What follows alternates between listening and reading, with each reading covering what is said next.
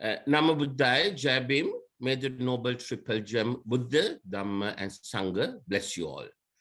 Now, as I always do before I start the Dhamma discussion, I explain few points. Now, in this series of Dhamma discussions, we are discussing the path to Sotapanna, the first level of enlightenment, as explained by Lord Gautama Buddha. Now, in explaining, doing that, I'm going to use mainly two sutras. That's Dhammacakkappavattana Sutra, the first sermon that Lord Buddha delivered after attaining Buddhahood, and the Sotapanna Sutra. And in addition to that, I'm also going to quote information from Dvedhavitakka Sutra, Vitakkasanthana Sutra, Ratana Sutra, and the Cuta Sutra. Now, all the sutras I have taken from the oldest Tipitaka, which is kept at the British Library in London. British Library is less than 20 miles from our vihara. So I visit there every Wednesday and read the Tipitaka. Some of the information that I explained to you from that old Tipitaka might slightly differ from what you have learned already. Several reasons, because this is the oldest Tipitaka in the world at the moment. And as far as I know, the only one that has been written down by Arahata monks. And that has been written down 456 years after Lord Buddha passed away. And it has been written down at a place called Alulena Rajamaha Vihara. It's a Buddhist temple in a village called Matula in Kegol district in Sri Lanka. So if one goes there, all the records referring to this Tipitaka are safely kept at that vihara, and the monks there explain the interesting story behind this Tipitaka. I explained to you how it came to London.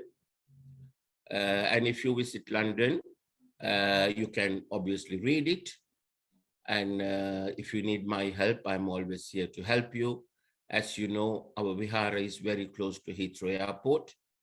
If you are visiting London for the first time, I can come to Heathrow, pick you up, arrange you accommodation in London if you want that, and take you to the British Library and get you a membership and get you started. So the information given in this Tipitaka, there are substantial differences between the other Tipitakas, the information that I have seen on the other Tipitakas. For example, if I take the Dhammacakkappavattana Sutra, apart from the old Tipitaka at the British Library, I have read the Dhammacakkappavattana Sutra in three other Tipitakas. The first one is what we call the Buddha Jayanti Tipitaka, which was constructed in Sri Lanka in 1956 for the Buddha Jayanti. That's the standard Tipitaka that we have.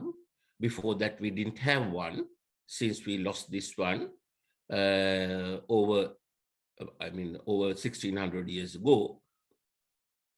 And then that's the first Tipitaka. Then there's another one written by a monk named Kiribati Jnanananda in 90s, if I remember correctly. And the third one is the English translation done by Bhikkhu Bodhi, who was ordained in Sri Lanka, spent 24 years in Sri Lanka, an American monk. As you all know, he is the president of the American Theravada Buddhist Association. I think they are called association in US, and he's in New York at the moment. And I think Vinaya and Melinda visit that monastery regularly, where Bhikkhu Bodhi is based at the moment. So the Dhammacakkappavattana Sutra in those three Tipitakas are given on 3 pages, whereas Dhammacakkappavattana Sutra in the old Tipitaka is given on 48 pages. So basically the difference is the new Tripitakas, the three new Tripitakas, which have been written down during the past 65 years, they they have only the summary of the Dhammacakkappavattana Sutra, whereas the old Tripitaka, which has been written down over 2,100 years ago in Sri Lanka by Arahat monks, first they have given the summary and then a detailed explanation of all the important Dhamma points in the summary. So as a result of that, the information or the Dhamma points that I'll be explaining to you might differ from what you have heard already. And if that is the case, don't develop anger, resentment, or arguments against it. Just practice the principle that Lord Buddha explained in Kalama Sutra. In Kalama Sutra, Lord Buddha said, don't either believe or disbelieve me. Just listen to everything I say very carefully, remember them, take them home, and analyze them using your wisdom and intelligence, go through them several times. And at the end of the day, if you think that information is right, take it, make use of it, and you'll be able to get results very quickly. On the other hand, if you think that the information is wrong, just leave it out and carry on with whatever you were doing before, but don't develop anger, resentment, or arguments against it, because that's totally unnecessary, and it's neither going to help your path to Nibbana, nor it's going to help the path to Nibbana of anyone else. Right, so having said all that, as usual, we are going to start with observing Panchasila, then we will meditate for 5 minutes, then I will have the Dhamma discussion for about, I will have the sermon for about 45 minutes, 50 minutes, and thereafter I'll give you 2 hours to ask any questions. Right, we shall start now. Sadhu, sadhu, sadhu. Namo tassa bhagavato arahato samma sambuddhassa. Namo tassa bhagavato arahato samma sambuddhassa. Namo tassa bhagavato arahato samma sambuddhassa. Sadhu, sadhu, sadhu.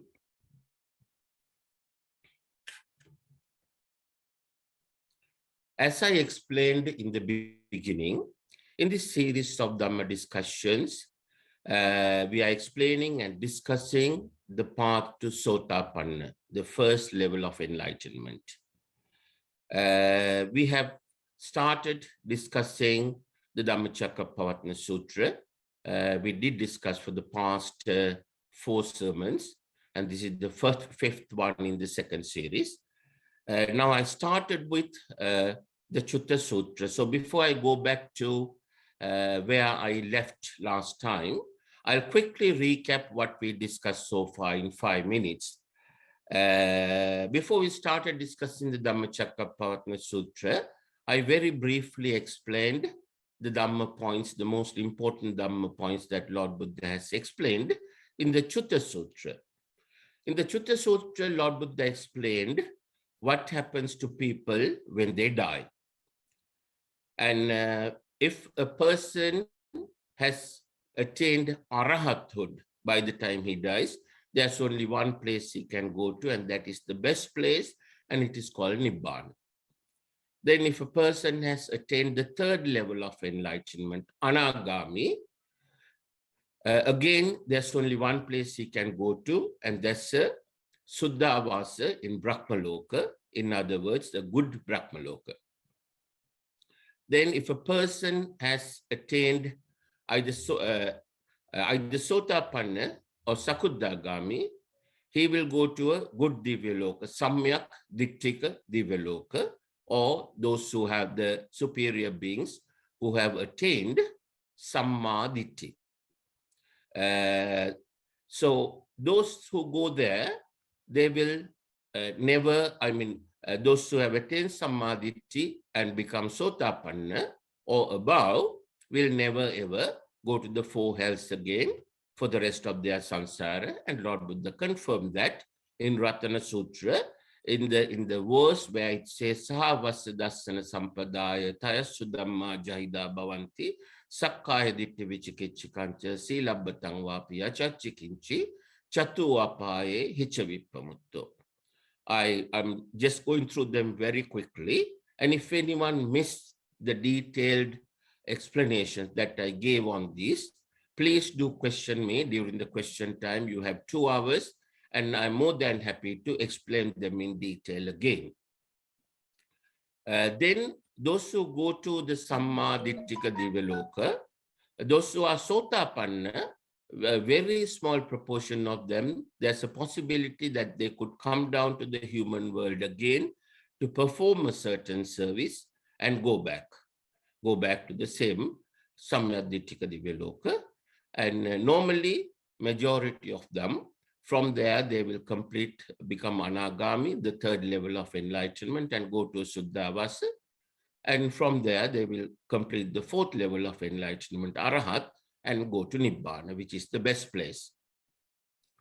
And then remains those who have been engaging themselves in lots of meritorious deeds and wishing for comforts, big houses, big cars, and comfortable life, and so on, and wishing luxurious lives in Divyaloka and so on. And they will go to one of the bad Divyalokas. There are 2 good Divyalokas, 4 bad Divyalokas. I explained them in detail. And if anyone wants to know the details, please ask me again during question time. So those who have been engaging in meritorious deeds and asking for comfortable life, luxurious life, and so on, they will go to one of those bad Divyalokas, which are like nightclubs. There they have all the comforts and all the luxuries, and they will enjoy them for a short while until their merits run out. And those Divyalokas, there's no Dhamma, there's no opportunity for them to engage in meritorious deeds or wholesome deeds and accumulate wholesome qualities or merits. All they'll be doing is enjoying themselves as if they're in a nightclub. And when a person goes to a nightclub, he will keep spending money. Similarly, these people will be spending the merits that they brought with them. And once the merits have run out, which will happen within a short time, and then they'll be left with the sins. In order to pay for the sins, they will fall into the 4 hells. And the next category, those who have been practicing dhyana and got stuck in 1st, 2nd, 3rd, or 4th jhana, and they will attain a mental state called asanya. Asanya means, in English, you can say blank mind. Asanya means no sanya, no signs coming into their mind. Their minds will be blank. So at the point of time, it's most probably that they will have the same state of mind, a blank mind. So they'll be born in a Brahmaloka, one of the bad Brahmalokas. Lord Buddha said there are 4 good Brahmalokas, 16 bad Brahmalokas. So they'll be born in a bad Brahmaloka where they will have a blank mind. They'll be there for a very, very long time, living there like a statue. And once their merits run out, only the sins will be left, and they also will fall into the 4 hells after that. Then the next category of people who have been in the Sotapanna Marga, path to Sotapanna, but for some reason at the point of death, they were not able to attain Sammaditthi and become Sotapanna. So for those people, at the point of death, the final thought that comes to their mind, what we call Cuta Sitta, if they get a wholesome thought, they will have the opportunity of coming back to the human world and have a better opportunity of attaining Sammaditthi and becoming Sotapanna. On the other hand, if they get an unwholesome thoughts to their Cuta Sitta, the final thought, and they too will end up in the 4 hells. And all the others, who have neither come to Sammaditthi nor in the Sotapanna Marga, they will all fall straight into the four hells. So that's why Lord Buddha, before he delivered the Chitta Sutra, he took a little bit of earth from the ground into his hand and said that only a proportion of people living in this world equivalent to the amount of earth in my hand will go to a better place after death, and a proportion of people equivalent to all the soil on the ground will go to a bad place, meaning the four hells. So just think about it. It's a profound statement. If you realize it, you will give second priority. If you, comprehend the meaning of it, you will give second priority to everything else and give top priority in your life to try and comprehend Dhamma, attain Sammaditthi and become Sotapanna and protect yourself from the four hells. So that's a summary of the Chitta Sutra. Then we'll go to Dhammacakkappavattana Sutra. I'll quickly summarize the summary of the Dhammacakkappavattana Sutra. Then we will start talking about the details. In the Dhammacakkappavattana Sutra, to start with, Lord Buddha says, Pobbe ananusutesu dhammesu, meaning I'm explaining your Dhamma you haven't heard before. Then he says, Chakkung uddapadi, Jnanang uddapadi, Panya uddapadi, Vijja uddapadi, Aloko uddapadi, meaning I got the vision of Dhamma, I got the knowledge of Dhamma, I got the wisdom of Dhamma, I got the science of Dhamma, and I got the light of Dhamma. I became Aloka from Loka. Then he says, in order to understand my Dhamma, one has to come out of Kamasukallikana Yoga, Attakilmatana Yoga, and come to Majjhima Patipada. We explained this in detail. Briefly, Kamasukallikana Yoga is living a life of luxury, what Prince Siddhartha did for 29 years. Attakilmatana Yoga is giving unnecessary suffering to the mind and the body, what Bodhisattva Siddhartha did for 6 years while he was doing the Arya Parveshana.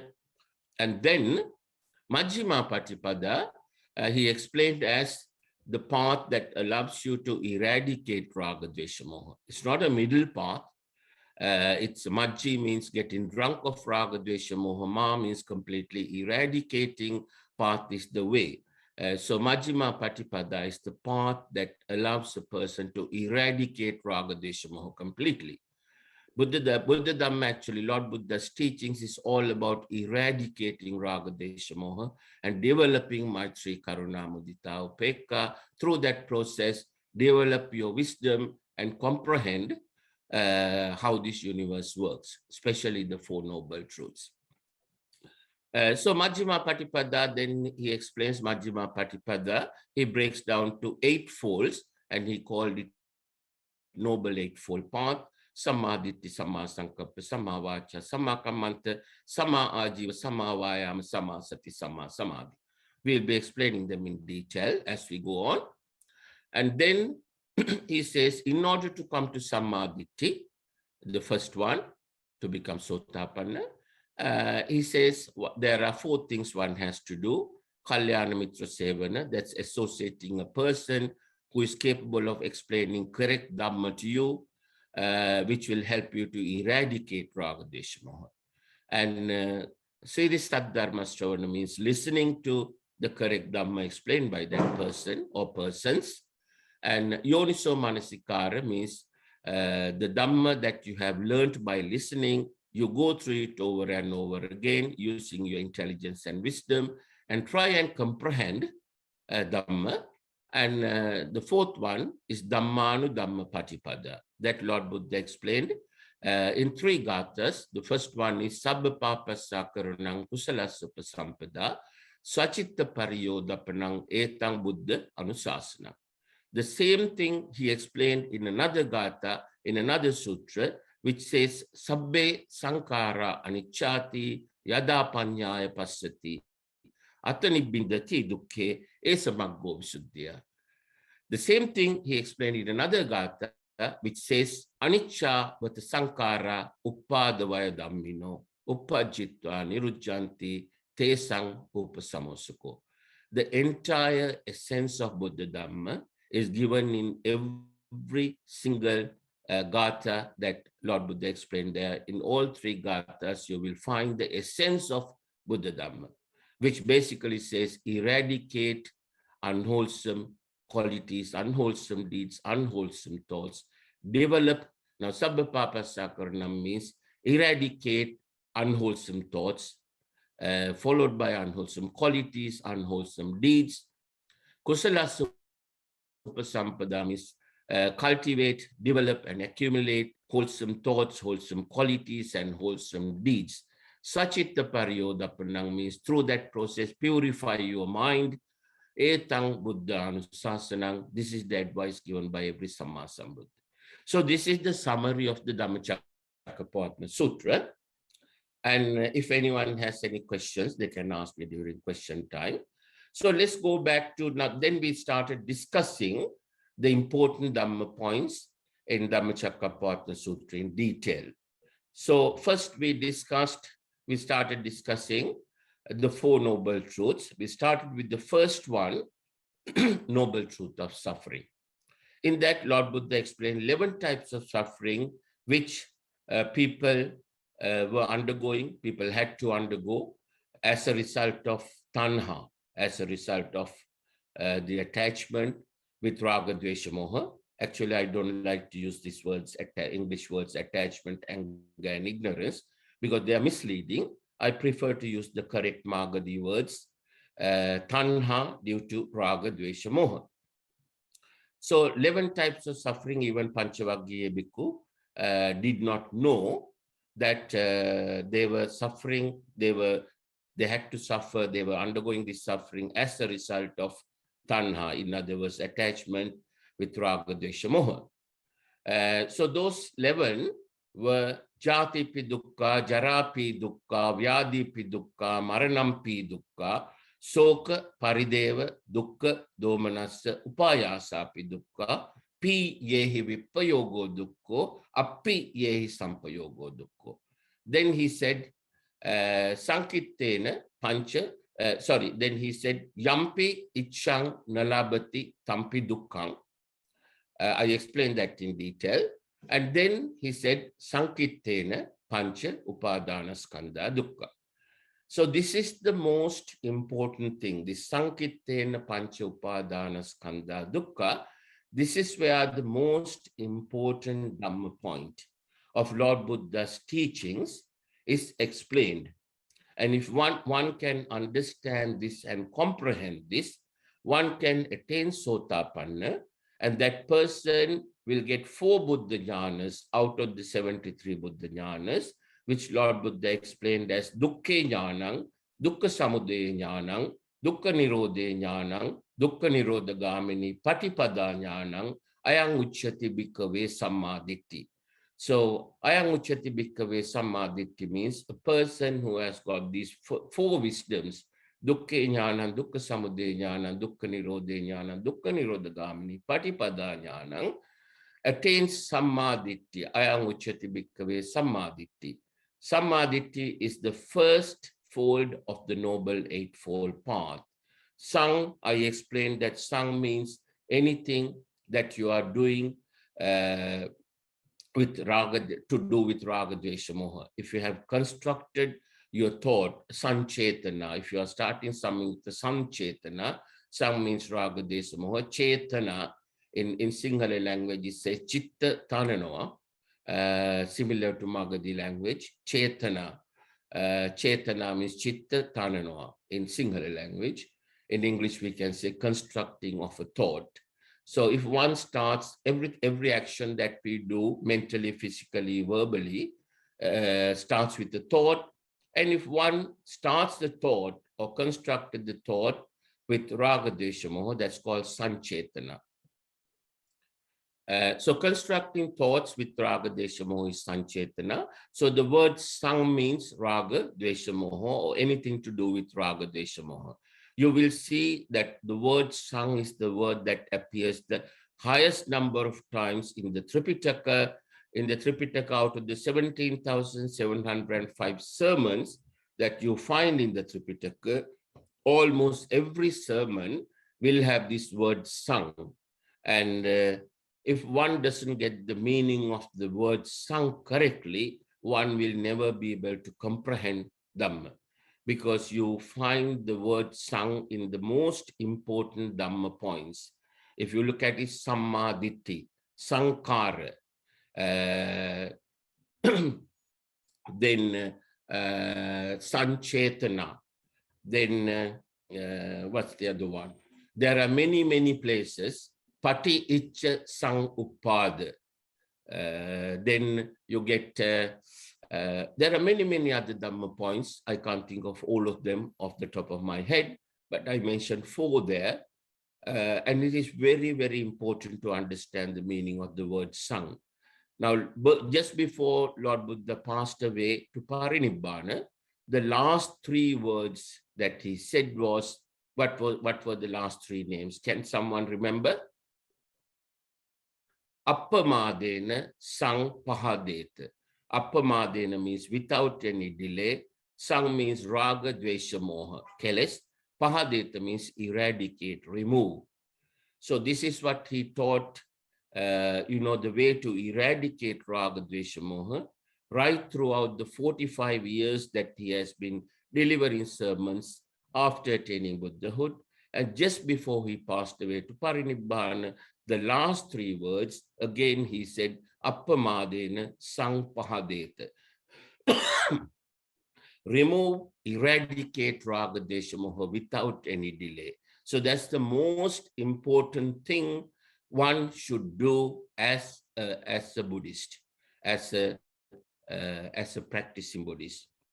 So, Sankittena Pancha Upadana Skandha Dukkha. We discussed this briefly last time.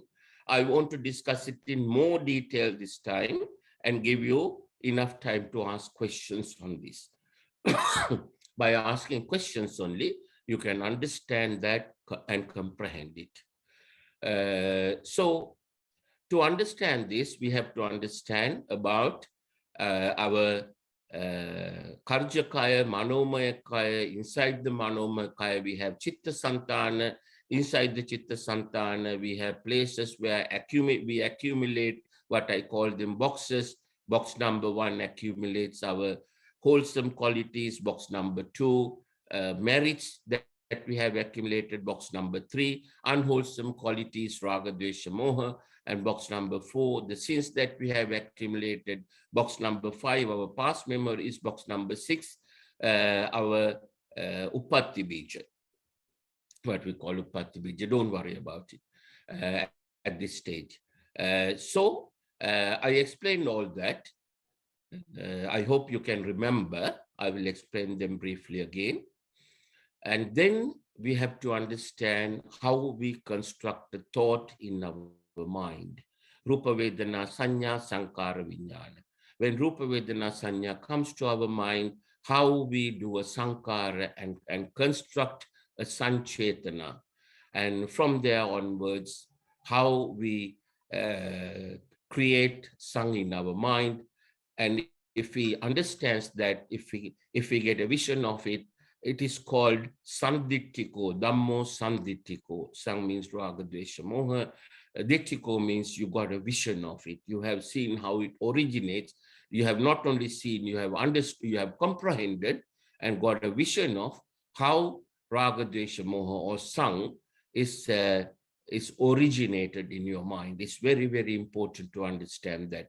If you understand and comprehend how raga, dvesha, moha originates in your mind, only you will be able to understand how it can be eradicated. So this is where the secret of Lord Buddha's teachings lie. There's no rocket science here. It's common sense. Even young children like Sopaka, Sunita, Rahula, Visakha managed to understand this and comprehend it and attain Sammaditya and became Sotapanna. So all of you can do it. It's a question of understanding it logically. Then we discussed about Sanchetana and Sankara, Visankara, and so on. So let's discuss it in more detail today. Now, Lord Buddha said, the most important process that we do is our thought process. In the Dhammapada, the first gatha says, Manopabangama Dhamma, Manosetta Manomaya, Manasache Pasannena Basativa Karotiva, Tatona Sukamangeti Chayava Anapaini. The same thing Lord Buddha said the other way. Manopabangama Dhamma, Manosetta Manomaya, Manasache Paduttena Basativa Karotiva, Tatonang Dukkamang Veti Chakwang Vahato Padam. Basically, what it means is, if you start a thought and you will, the action that will be taking mentally, physically, or verbally, if you start a thought with wholesome Maitri, Karuna, Mudita, Upekka qualities, you will not be doing a Sankara, you will be doing a Visankara, which are an Arahata does all the time. So if you do constructive thought with Maitri, Karuna, Mudita, Upekka, the action that follows mentally, physically, verbally will be wholesome, and that will earn you merits, and those merits will follow you like the Chayava Anapayani. Chayava is your, what's the English word for it? Your shadow. It will follow you like your shadow. The merits that you have earned and accumulated will follow you as your shadow. And on the other hand, if you start and construct a thought with unwholesome qualities, raga, dvesha, moha, you will end up, the action that you'll be taking mentally, physically, or verbally will be unwholesome action, and that will produce sins for you, and those sins will follow you. Chakkang vahato padang. Now remember, there's a difference between chakku and chakka. Chakku means the eye, chakka means the wheel. Dhammacakkappavattana Sutra, the wheel of Dhamma. But chakkung udapadi means I got the vision of Dhamma. So here it says chakka, chakkang vahato padang. The sins that you commit and accumulate will follow you like the wheel that follows the bull of the cart who pulls the cart. So Lord Buddha had a very, very beautiful way of explaining things. Always he took the similes and examples and so on, and explained things in a beautiful way, which strikes one's mind and which helps one to remember the Dhamma point explained in that poem or sentence or verse or whatever. So let's go through this thought process again and see how we create thought in our mind, how we create a wholesome thought or an unwholesome thought in our mind. Firstly, Lord Buddha says, now to create a thought, we need Rupa, Vedana, Sanya. So Rupa means anything. Now it works like a computer. Our mind is the central processing unit. I think I have explained this before. The computer has been produced according to what Lord Buddha explained, how our mind works. The Western world has very carefully analyzed Lord Buddha's teachings, and they have used it instead of using it to become aloka from this loka. They have used it for laukika purposes. In other words, to produce material things out of Lord Buddha's teaching. They have used it for material benefit instead of using it for spiritual benefit.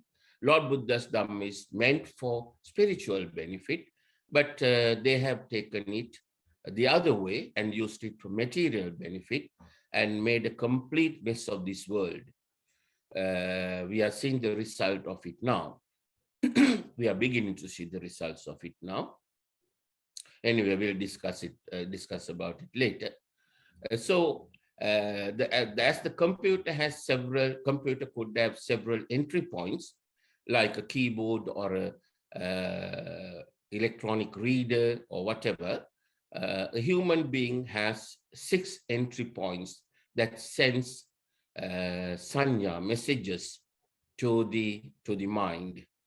Mind is like the central processing unit. The 6 entry points are eyes, ears, nose, tongue, body, and the mind itself.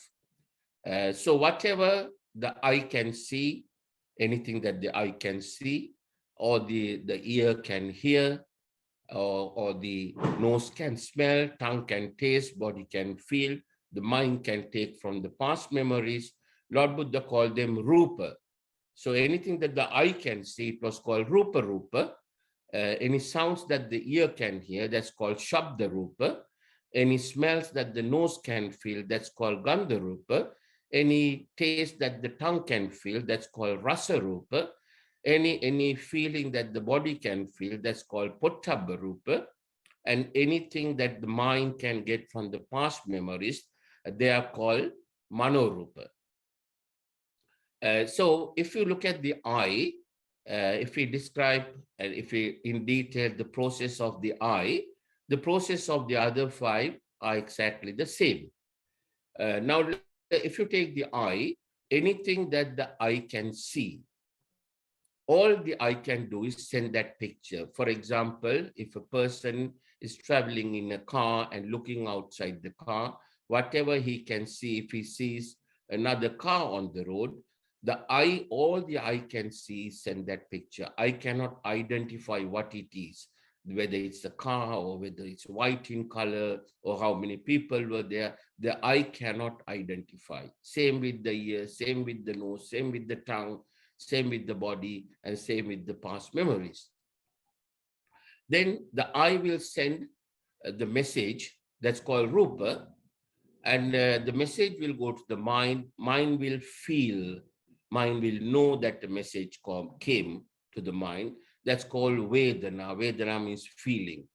Rupa Vedana, Sanya. Sanya means identification. Then the mind will identify the type of message that came, whether it's a human being or a natural object. If it is an object, what is it? Whether it's a car or house or tree or whatever, the eye will identify it. So that's called Sanya. So the three steps, the first three steps are Rupa, Vedana, Sanya.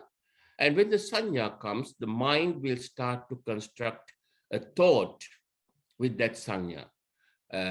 What it identifies. For example, if it's a car, mind will start, if the mind likes that picture that came to it, and it will start to construct a thought. Now, there are two ways in which our mind can construct thought. One is a wholesome thought, constructing a thought with Maitri, Karuna, Mudita, Upekka. The second way is unwholesome thought, constructing a thought with raga, dvesha, moha.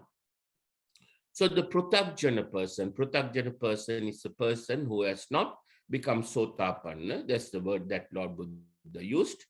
And at one place he says, sabbe pratyajna ummataka. All pratyajna people are mad, he says. Ummataka means mad. That he meant in a different sense, meaning that they don't understand Dhamma, they don't understand how the universe works. In other words, they are in the dark. So the pratyajna person, always when Rupa Vedana Sanya comes to his mind, he is used to constructing a thought using Raga, Dvesha, Moha. The moment he does that, and that is called Sankara. Sang means Raga, Dvesha, Moha. Kara means the verb, the action. So if he takes action with Raga, Dvesha, Moha, that is called Sankara. So Rupa, Vedana, Sanya, the fourth thing that he does is Sankara. So when he does Sankara, he produces a negative energy called Vijnana. Vijnana is the negative energy that creates more and more Sankara. This is the important thing that you have to understand. Now, now let's take the process again, the 5 steps. Rupa, Vedana, Sanya, Sankara, Vijnana. So Rupa comes to the eye sends it to the mind feels it, mind identifies it as a car. Then the mind will start thinking about it with Raga, Dvesha, Moha. I explained you in detail what Raga, Dvesha, Moha means. Raga means, the English word, when you use the English word, the meanings are not 100% accurate, but there's no other choice when you are delivering a sermon in English. I have to use English words to explain, because those are the only two languages that I know, English and Sinhala, and of course little Magadhi. And so Rupa Vedana Sanya Sankara Vijnana. So when the Rupa Vedana Sanya comes to the mind, he will create a thought with Raga Dvesha Moha. Raga is developing an attachment with greed or desire, developing an attachment to something that you like with greed or desire. You should try and get the meaning of it. The words, English words, don't actually give the exact meaning. That's why Lord Buddha said, learn this Magadhi language and learn Dhamma. But when we try to learn in other languages, it causes difficulties in understanding the meanings of the most important words. So Raga is developing an attachment to something that you like with greed or desire, mental attachment. Dvesha is the opposite, developing an attachment to something that you don't like with anger or resentment. Moha is, not knowing the Four Noble Truths. You have Raga and Dvesha because you don't know the Four Noble Truths, the basic Dhamma. If a person knows basic Dhamma and he knows the consequences of having Raga, Dvesha, Moha in his mind, and he will do his best to gradually eradicate them. So when a person does a sankara, in other words, constructs a thought with Raga, Dvesha, Moha, two things happen immediately. Firstly, he will, because he's having a thought with Raga, Dvesha, Moha. Let's see a person sees a car while he was sitting in the front seat of a car, someone else is driving, he's looking outside the window and he sees another nice car and he starts thinking about it with greed and greed and desire for that car.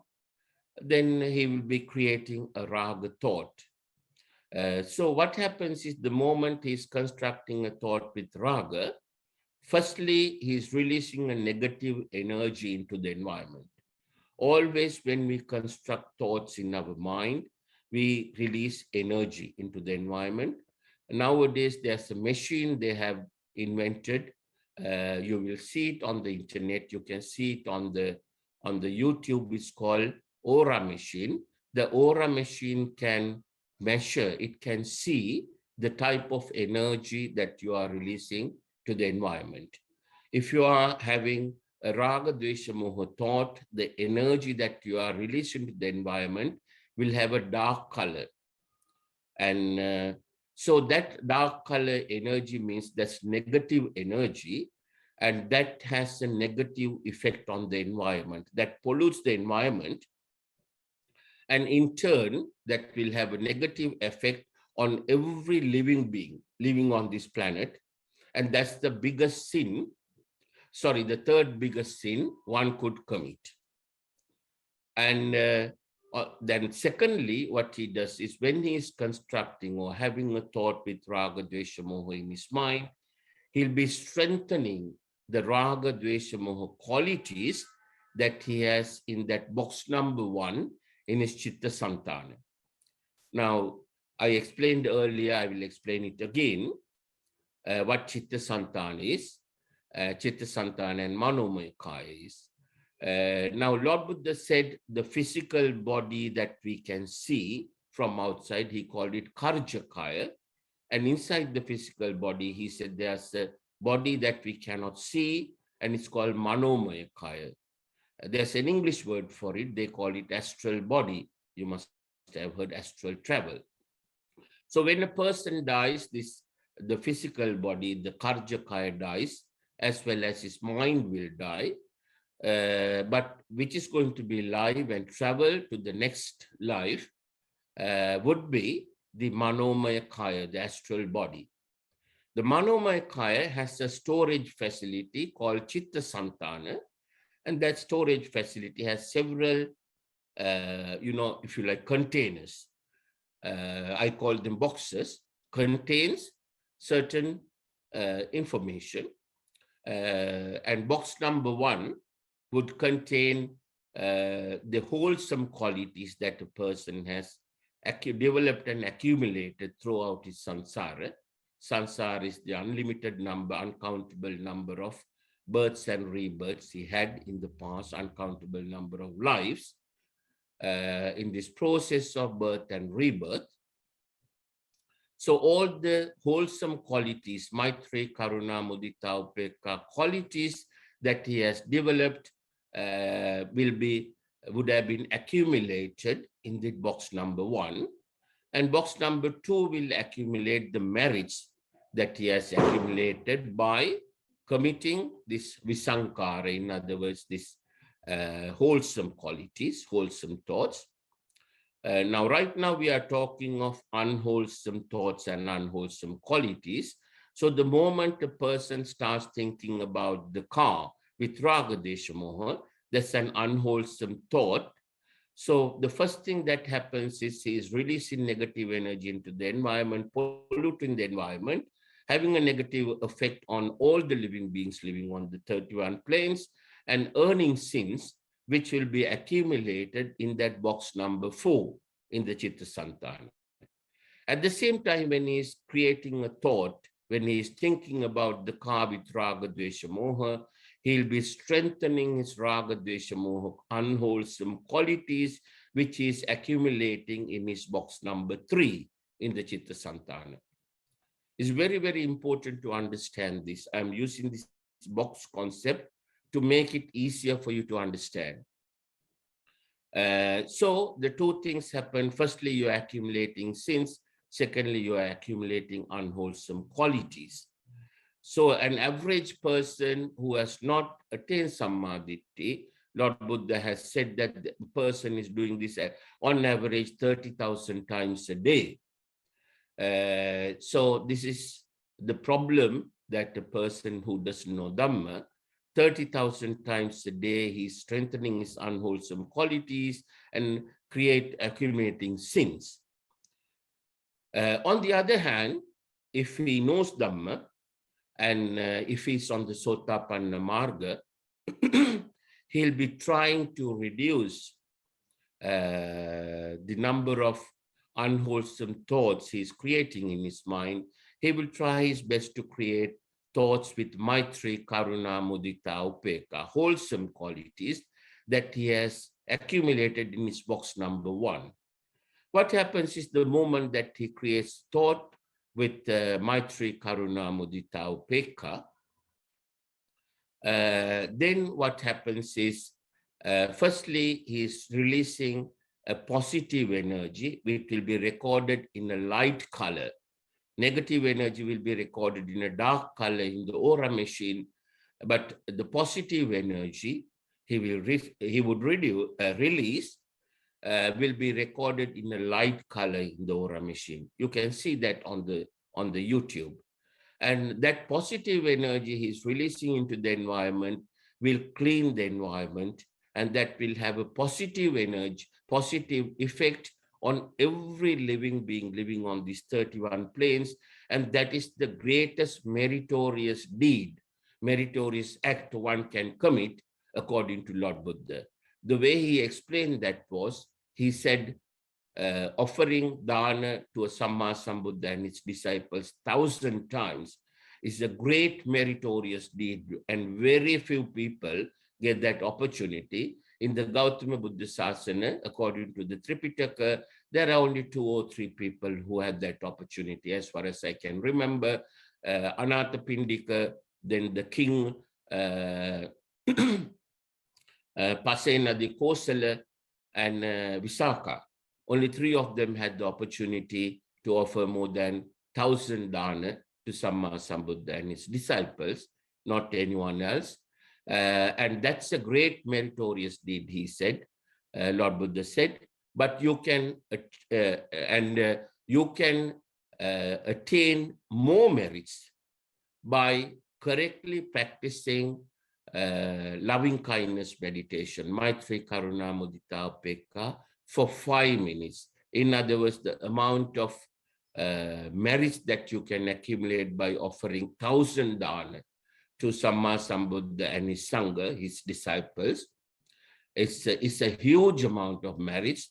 But Lord Buddha said you can attain, you can earn a greater amount of merits by practicing loving kindness meditation correctly for 5 minutes.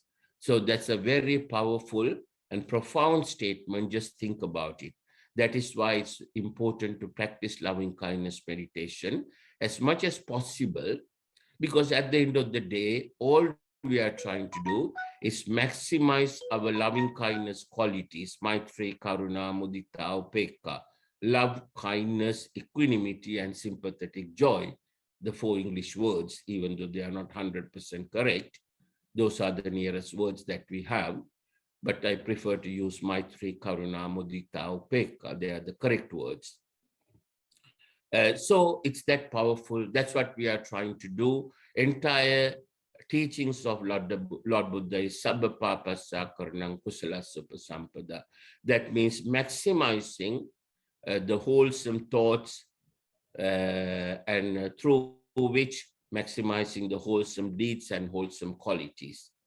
Sabbapapassa Karnang, Sabbapapassa Karnang means eradicating unwholesome thoughts through which eradicating unwholesome qualities and unwholesome action or unwholesome deeds.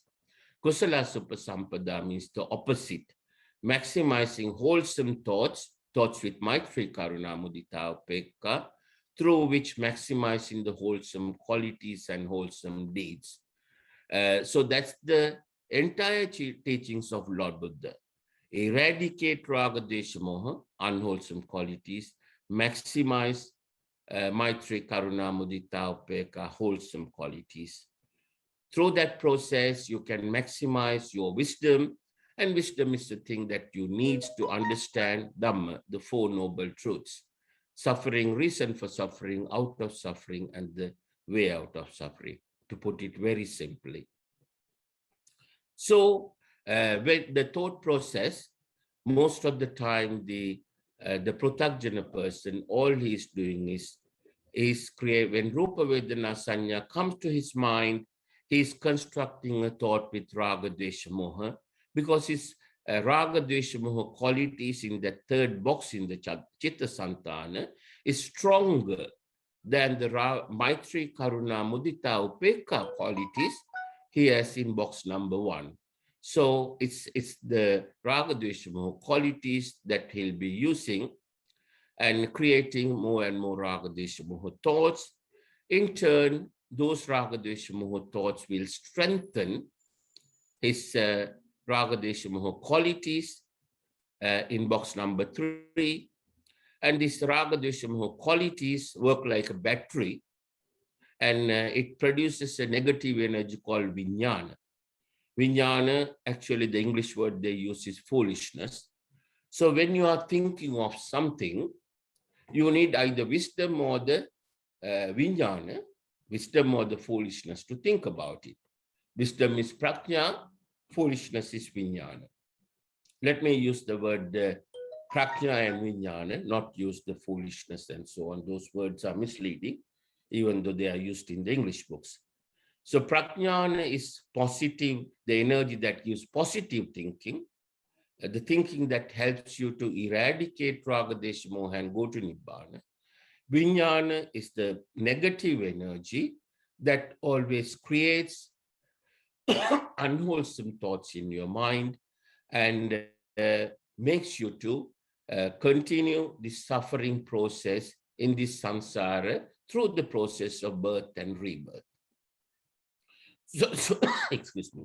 So the Pratyajna person is always constructing thoughts with raga, desha, moha, and strengthening his unwholesome qualities and earning more and more sins. So that's why by the time when he dies, he has no chance of going to a better place. He will always go to the 4 hells. And Lord Buddha said, if you go to the four hells, coming out of that is almost impossible. He gave an example, which is difficult to explain in English. It's like a blind turtle. If you translate this into English, they don't mean much. He said it's like a blind turtle being able to see the sky through a certain type of hole. It's so beautiful when it's explained in Magadhi language or even Sinhala language. But when you translate this into English, because it's a different type of language, European language, the beauty of the translation, the beauty of the simile is lost. So I better not explain it in English.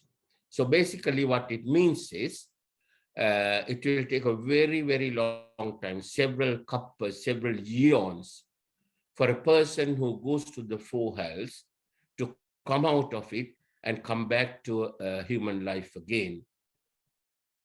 That's why Lord Buddha said, what was the word? Let me think. He said, Manusatta patilabo paramadullabo. It's very, very difficult to get a human life once a person goes to the four hells. Four hells are, the best place of the four hells is the animal kingdom that we can see. No need to talk about the other three because they are even worse than the animal kingdom. And we cannot see, so you cannot understand it anyway. But the animal kingdom you can see. What you can understand is by looking at an animal, he suffers more than 100 times of a human being, and he doesn't have a developed mind, an animal doesn't have a developed mind. So he doesn't understand. I keep calling he, but it should be it in correct English language. It doesn't have a developed mind. It doesn't understand wholesome deeds and unwholesome deeds. He doesn't know anything about Dhamma.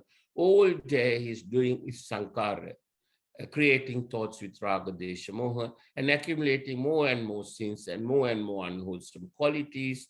So he will die billions of times and be reborn in the four hells again, one of the four hells. And it's almost impossible for him to come out of the four hells and get a human life again. So we are so lucky we have, passed that stages somehow and got a human life. And Lord Buddha said, if you have got a human life, the most important thing is to make sure that you will never ever go to the four hells again. To do that, what you have to do is comprehend the Four Noble Truths, come to Sammaditthi, and become Sotapanna. The word Sotapanna means, Sota means Nibbana Marga, Apanna means arrived at. So a person who comprehends the Four Noble Truths and arrives at Samma and attains Sammaditthi. Sammaditthi means Sang means Raga Dvesha Moha, Ma means completely eradicating, Ditti is the vision. So Sammaditthi is the vision that helps you to eradicate Raga Dvesha Moha. So a person who understands and comprehends the Four Noble Truths, he attains Sammaditthi. He gets the vision of how to eradicate Raga Desha Moha. And that person has arrived in the Nibbana Marga. Nibbana Marga is Sota Apanna means arrived at. So in Magadhi language, Lord Buddha called that person Sotapanna person. Sota Apanna is two words, Sotapanna. In Sinhalese, people call it Sovan, and in English, people call it stream enterer. So a person, if a person goes to the four hells, it is impossible, almost impossible for him to come back to the human world. Now we have got that rare human life, rare opportunity of being born as a human being. And our top priority should be to comprehend the Four Noble Truths, attain Sammaditthi, and become Sotapanna. And if we don't do that, we have totally wasted our human life. No matter if you have 10 PhDs, no matter if you have $1 trillion in your bank account, if you haven't attained Sammaditthi, the moment you die, moment we die, whether you have attained Sammaditthi or not, we will lose the 10 PhDs, PhDs and you lose the $1 trillion, they are all temporary. And what is permanent is what we are going to get next after that. If we have become Sotapanna, we are protected from the four hells for the rest of our samsara. We are going to be born in a good place, in a good higher plane or good heaven, if you like. Divya Loka, there are no words in the English language. When we use the words like heaven, it's misleading, but there's any other word to use. So we have to call it a good heaven or good Divya Loka, I should say. And you'll be born in a good Divya Loka and you will have nothing to worry about because you will never ever go to the four hells again. And you can become Sammaditi, you can attain Sammaditi and become Sotapanna only in the human world. If you become Sammaditi and attain Sotapanna, you go to a good Divya Loka, and there you can't attain Sammaditi and Sotapanna again. Then from there you become Anagami and go to a higher place, good Brahma Loka. Again, you can't attain Sotapanna there because you have got it already. You can get it only once. Then once you have become Arahata, you go to the best place, Nibbana. Again, there in Nibbana, you can't become Sotapanna again. You have gone past all that. So the only place in these 31 planes that Lord Buddha explained, 20 Brahma Loka, 6 Divya Loka, Manushya Loka, that's the human world, and the four hells. The four hells are animal kingdom, then the Bhuta Loka, Preta Loka, and the hell itself. Those three places have unthinkable amounts of suffering. Lord Buddha has explained that in the Devaduta Sutra and also the Niraya Sutra. If you read them, you will understand there's unbelievable amount of suffering in those four places, including the animal kingdom. Animal kingdom, of course, we can see and we can understand the amount of suffering that animals undergo. So it's important to understand. I think we have overshot the time, but still I'll take a few more minutes because we have 2 hours for questions and answers.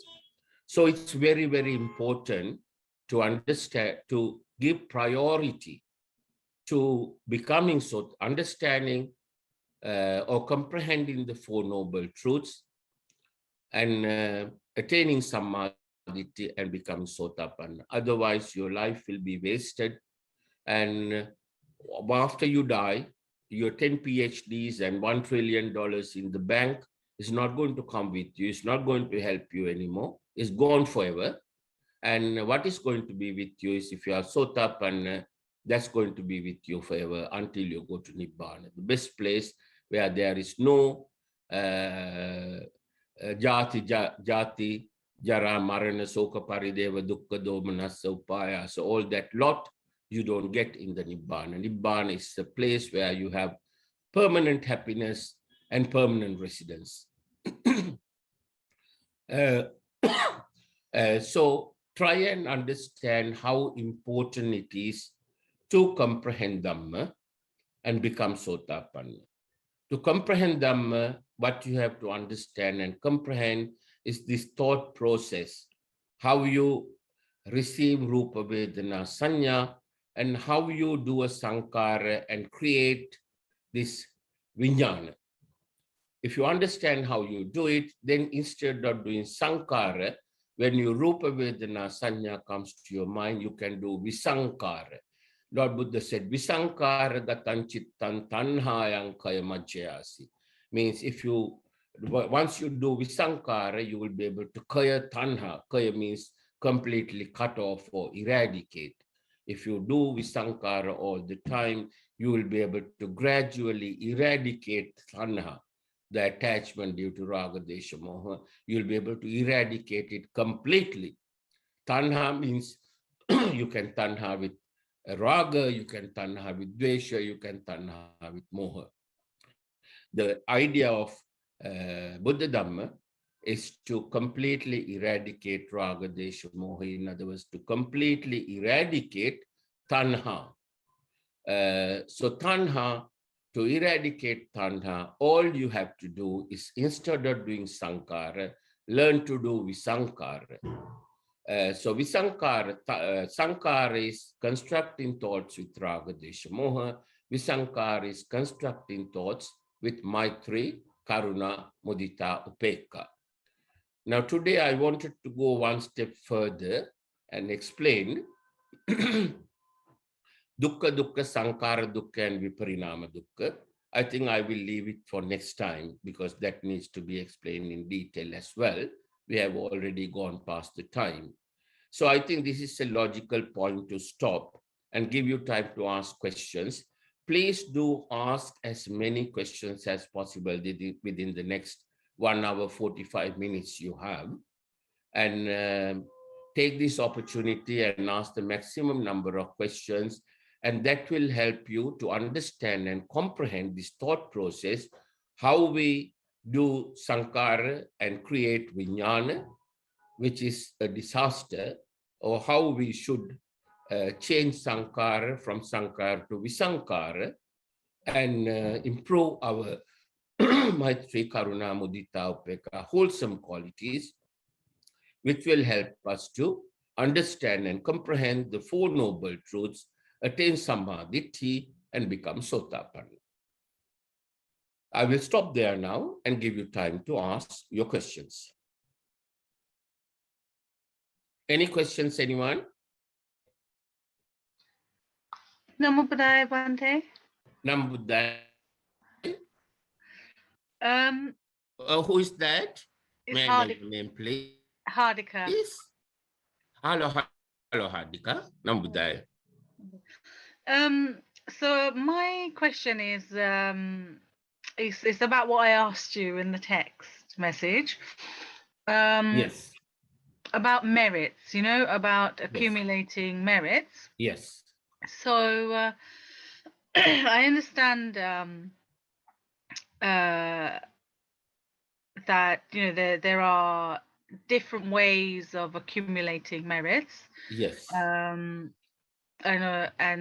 over so many years, you know, you accumulate merits over so many years, and it's not just one thing that, or one action that builds your merits, you know?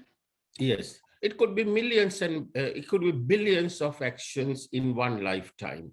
Yes. Yes. Yes. So similarly, on the other hand, when we accumulate sins, it could be billions of negative action, you know, unwholesome action that makes us to commit sins and accumulate sins. Yes. So is there a way of identifying which meritorial action will benefit what? So, for instance, if we do a certain meritorial deed, will it impact your physical being or your mental being? Or, you know, is there a way of identifying that specific meritorial deeds benefit specific qualities or specific, you know, entities in us? Does that make sense? Yes, very, very good question. In fact, you did raise this question by a text message, and I requested you to raise it in the questions and answers time because that will benefit the others as well. You see certain merits, like let's say I have, let's say my mother is suffering from certain type of illness, right? Let's say my mother has a cancer. She has passed away now, so I can take her as an example. Let's say my mother has a cancer, and if I help cancer patients accumulate merits and make a wish that with the power of these merits, may it benefit my mother, may it help my mother to, you know, completely get rid of her cancer. It may not completely get rid of it, but it will help to a certain extent. You see, because we don't know as a result of how much of sins that she has committed, she has got a cancer. We don't know, right? It could be 1,000 units of sins, it could be million units of sins, it could be billion units of sins, right? So if I do a meritorious deed, let's say I buy medicine for a cancer patient in Sri Lanka, and I may earn 100 units of merits. So the 100 units of merits cannot eradicate 1 billion units of sins altogether, right? But it helps to a certain extent. It can eradicate maybe 100 or 200. I'm just giving you an example. All I'm trying to explain to you is just one act cannot eradicate those sins completely, right? But if I keep doing it, if I do it every day, it will go a long way for my mother to get completely cured, right? So just one action is not sufficient. We have to keep doing it until she is completely cured. So by saying Yes.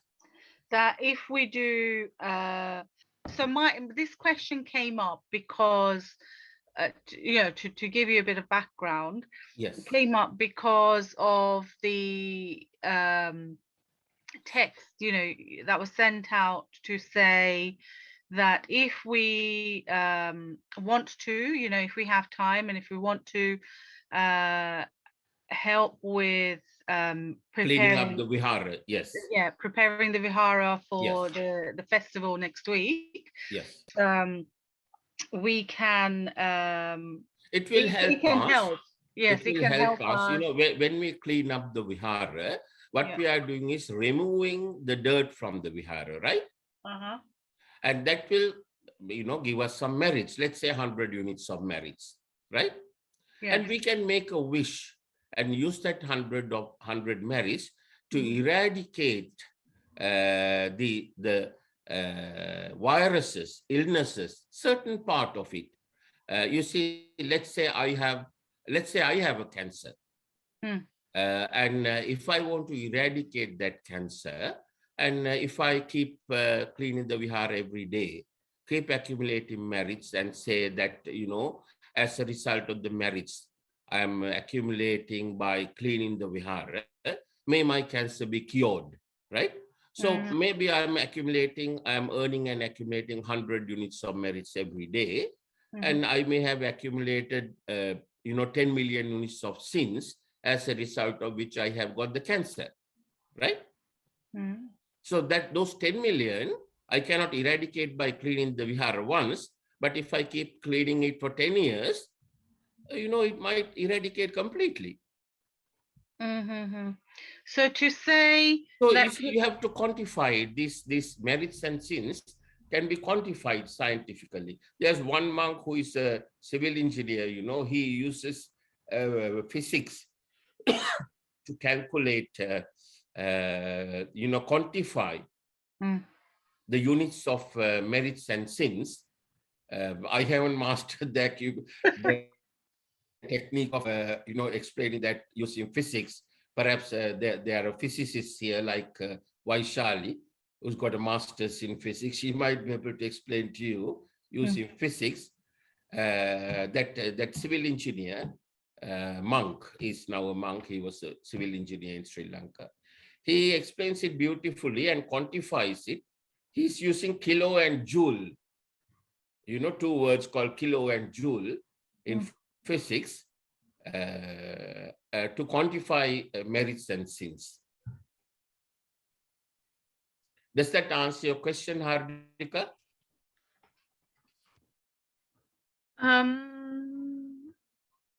I just have let me simplify it more, right? Let's say, the cancer that I have, let's say I have a cancer as a result of, let's say, 1,000 units of sins I have accumulated. Okay? So if I can eradicate those 1,000 units, my cancer will get cured. Right? So if I clean the vihara every day, let's say I'm accumulating 1 unit of merits. Right? Now I have 10,000 units of sins. If I do that, the same meritorious deed 10,000 times, I might be able to completely eradicate the cancer. Yes, I understand that. Yeah. Yes, I understand that. My only question is that is it okay to actually say that it will help with physical pain? You know, cleaning the vihara will help with physical pain because it But could that's help what with I'm anything. saying to you. That's It what could, I'm saying to you. It will help it will go to some extent, some way, to eradicate the illness. If you make wishes, if you are wishing that your pain will go away, that's a different wish. Certain amount of pain might go away, right? You have to quantify it. If you are wishing that the illness will go away completely, it will reduce the period. Let's say if that person is going to suffer that illness for 10,000 lives, over 1,000, over 2,000 lives, 10,000 years, then it will gradually reduce a few days of his suffering.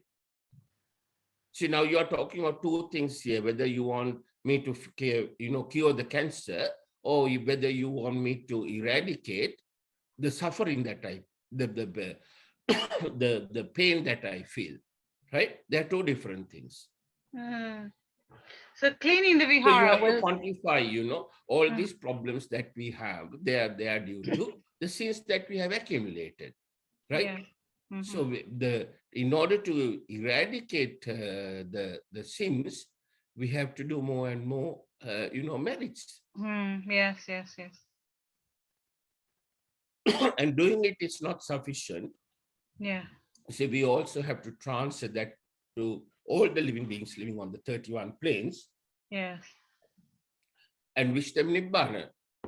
You see, because we have accumulated those sins by doing something wrong to some person living in these 31 planes.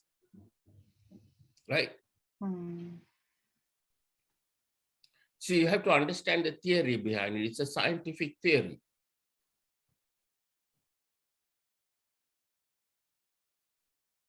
It's one of the universal laws. Lord Buddha said that he comprehended out of more than 84,000 universal laws.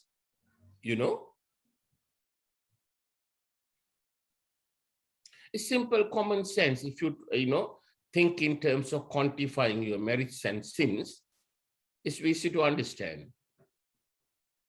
I understand that. I understand that we will accumulate merits by doing meritorial deeds, and one of the meritorial deeds. See, those merits that you have accumulated can be quantified, right? Similarly, the sins that we accumulated can be quantified. As I said, this civil engineer monk, he is very good at physics, so he is using theories in physics. He calls it kilo and joule, and he quantifies it.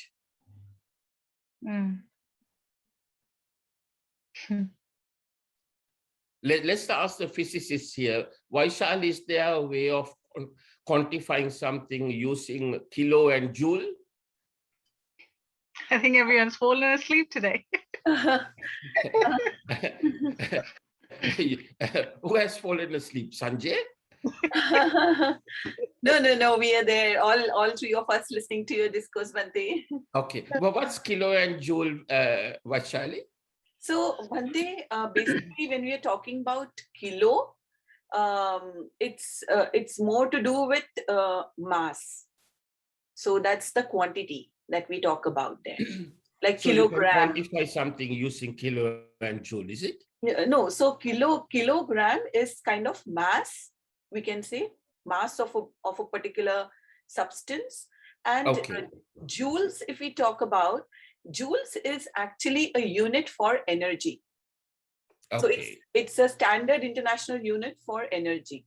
So here, when we are doing Visankhara, or even if we are doing Sankhara, Bhante, like you said, like the thoughts are like Panya and Vijnana. So Panya and Vijnana basically here represent the energy. Yes.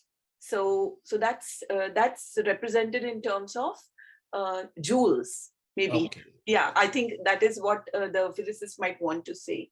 Yeah, I think you are right there. Yes. Panya is positive energy, Vijnana is negative energy. Yeah, and this energy is kind of equated with the amount, the quantity. Yes. So that is Yeah, you are right. Yeah. So like we have like in physics, but I don't know whether we should be saying it this way, but there is this energy mass equation, a very famous one, Einstein's, that's E is equal to mc square. So here this equation is talking about energy and mass relationship. Yes, that's what he's talking about. He's just using that example to make it easier for people to understand. Like I'm using this boxes concept, Yes, Bhante. So somewhat like this. So the energy we get finally from the amount of mass or the quantity of the substance. Yes. Yes, I think that's the explanation he gives. Thank you very much, Vaishali. Thank you, Bhante. Hardika, does that make any sense to you? Yeah, Bhante, yes, it does. It all makes sense to me. My only little thing in my head is that a specific meritorial deed cannot relate to a specific ailment. So say, for instance, cleaning the vihara, yes, we will accumulate merits, but it doesn't necessarily, like, No, if you give make myself a an wish, example. you see, merits are like money in the bank. Yeah. If you work hard and earn money, you can spend it on anything, can't you? Yes, exactly. So similarly, you clean the vihara and make a wish that it helps to clean any, viruses, germs in my body, and that will go a certain way to clear the viruses and the germs in your body. Yes. So that's what I meant. Yes. So I think it's good to, clean the vihara, accumulate merit. But to say there's something, amongst talk very often in Sri Lanka, they say, cleaning the vihara helps you to clean up your body. But what they mean is, get rid of illnesses, pains, aches, and so on. I think there's some, truth behind it when you really think about it. If you do clean the vihara and make a wish, and you will get that result in a certain quantity. It won't eradicate your lifetime illness. If I had a cancer throughout my life, just cleaning the vihara one day will not cure my cancer completely. Exactly. Right? Yes. But it could help to a certain extent. It could, reduce my pain or reduce the time duration that I'm going to suffer with the cancer, reduce the amount of trouble that I have to undergo with the cancer, with the hospital treatment, hospital visits and operations and so on, because it's one meritorious deed is very little merits compared to, sins that I have accumulated throughout the past million lives. Yes. Thank you, Bhante. Thank you for asking that question, It gives us a lesson in physics as well. Any other question? Yeah, Bhanteji, Naksen.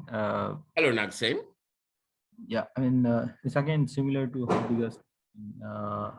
The box number 5 where the past memories comes, right? Yeah, in that particular box, in this particular life, I'm not very much aware about my past memories, and there might be a chance, or there must be some sins which was happened in the past.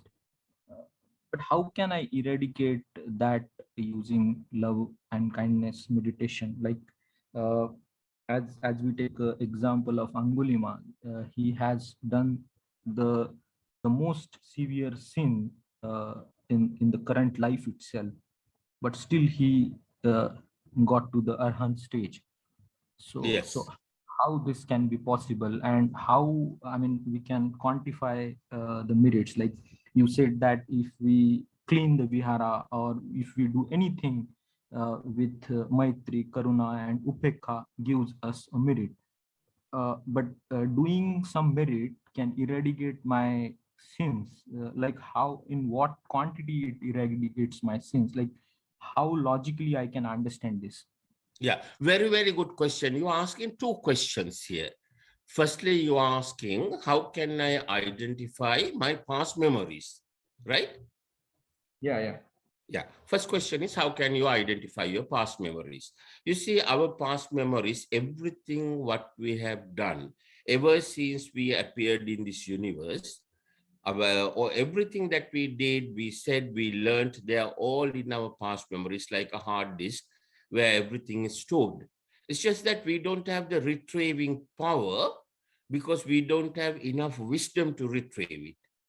So as and when, as we, eradicate Raga Dvesha Moha completely and improve our Maitri, Karuna, Mudita, Upekkha, when we come to the third level of enlightenment, it says that we will be able to retrieve our past memories from the past 200 lives.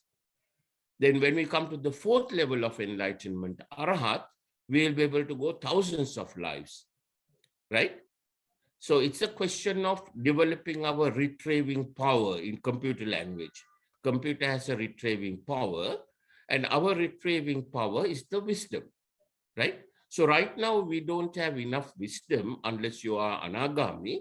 If you are Anagami, you can go back to 200 lives. I have known monks in Sri Lanka who could do that, right? They could, go down to 200 past lives of theirs, and they could say things. One could say, this is all nonsense. How could we know whether this is true or not? But that is a fact. So that's the answer to your first question, right? How to retrieve information, how to get these past memories, develop your wisdom, reduce your Raga Dvesha Moha, improve your Maitri, Karuna, Mudita, Upekkha, attain the third level of enlightenment, Anagami, you will be able to go back to 200 lives. That's the answer to your first question. Second question you are asking, now a person like Angulimala accumulated all kinds of sins, and in this life, we don't know what sins we have done and accumulated in previous lives. So how can we eradicate them? You see, the answer is, now we don't know what kind of sins are in that box number 4, right? The sins that they have accumulated, all we know is it's negative energy in there, right? So in order to eradicate that sins, we have to treat the cause. We have to go back to the cause, the cause that we made us to commit and accumulate those sins. How did we accumulate sins? How do we always accumulate sins? By doing something wrong to a living being living on these 31 planes, right? So we don't know what they are, but we know there are sins, and we know the way to eradicate that is by treating the cause. The cause is we did something wrong to a person, or we have done things wrong. Let's say over a period of time, we have accumulated 10 million units of sins, which we have stored in our box number 4. Now, we don't know what they are. We don't know in what life we committed them, accumulated them, and how much of the sins, that we accumulated throughout our life so far, and how much we have spent by undergoing suffering, and how much is left to give us more suffering. What we want to do is eradicate it. Now, we know the cause of that. Now, this is where, you asked the same question last time in a different way. The full answer to this is going to come from dukkha dukkha, sankara dukkha, viparinama dukkha. Now that we have time, I think I should explain dukkha dukkha, sankara dukkha, and viparinama dukkha. Then you can understand fully. Then only, I can give you a complete answer to your question. So you are asking how to eradicate all the sins that we have accumulated and currently we are storing in our box number 4, right? Yeah, right. Yeah. So how to, now we don't know what they are, so we can't identify them, right? Unless we are Anagami, We can't go back 200 years and see the, the sins that we have committed. all we know is there are sins, and as a result of that, we are undergoing suffering, and we cannot become Arahata. So to eradicate those sins, we have to treat the cause of the sins. How did we,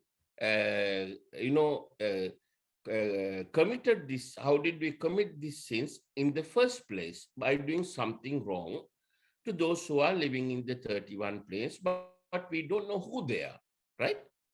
So that's why we are asking forgiveness from all the living beings living on the 31 planes. Right?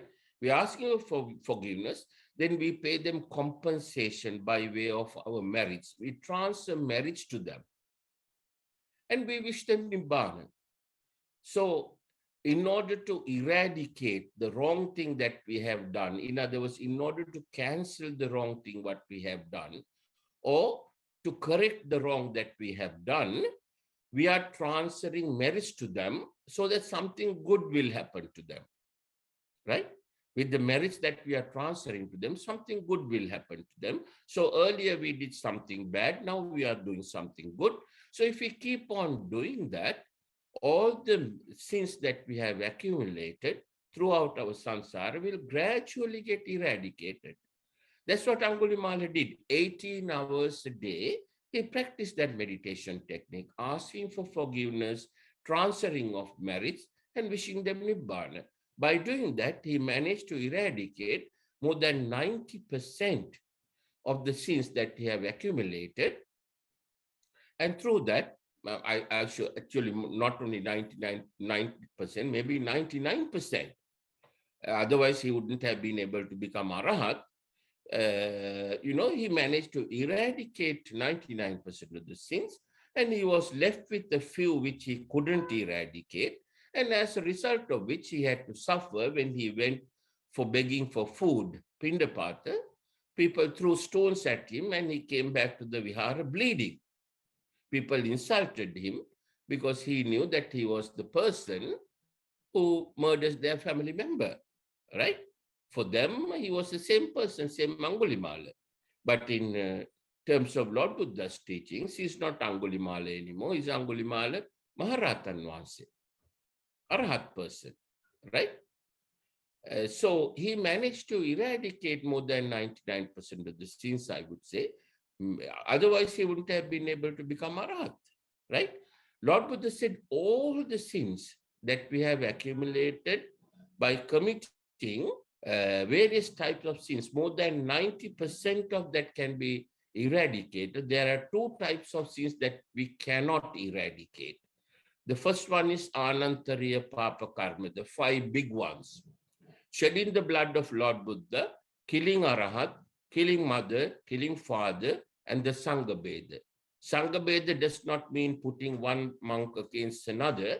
Sangha Beda means blocking the path of a person to become a Sangha, blocking the opportunity of a person to become Sangha by misleading him, either teaching him wrong Dhamma or stopping him going to listening to correct Dhamma, blocking his opportunity of becoming a Sangha, becoming Sotapanna. That is Sangha Beda.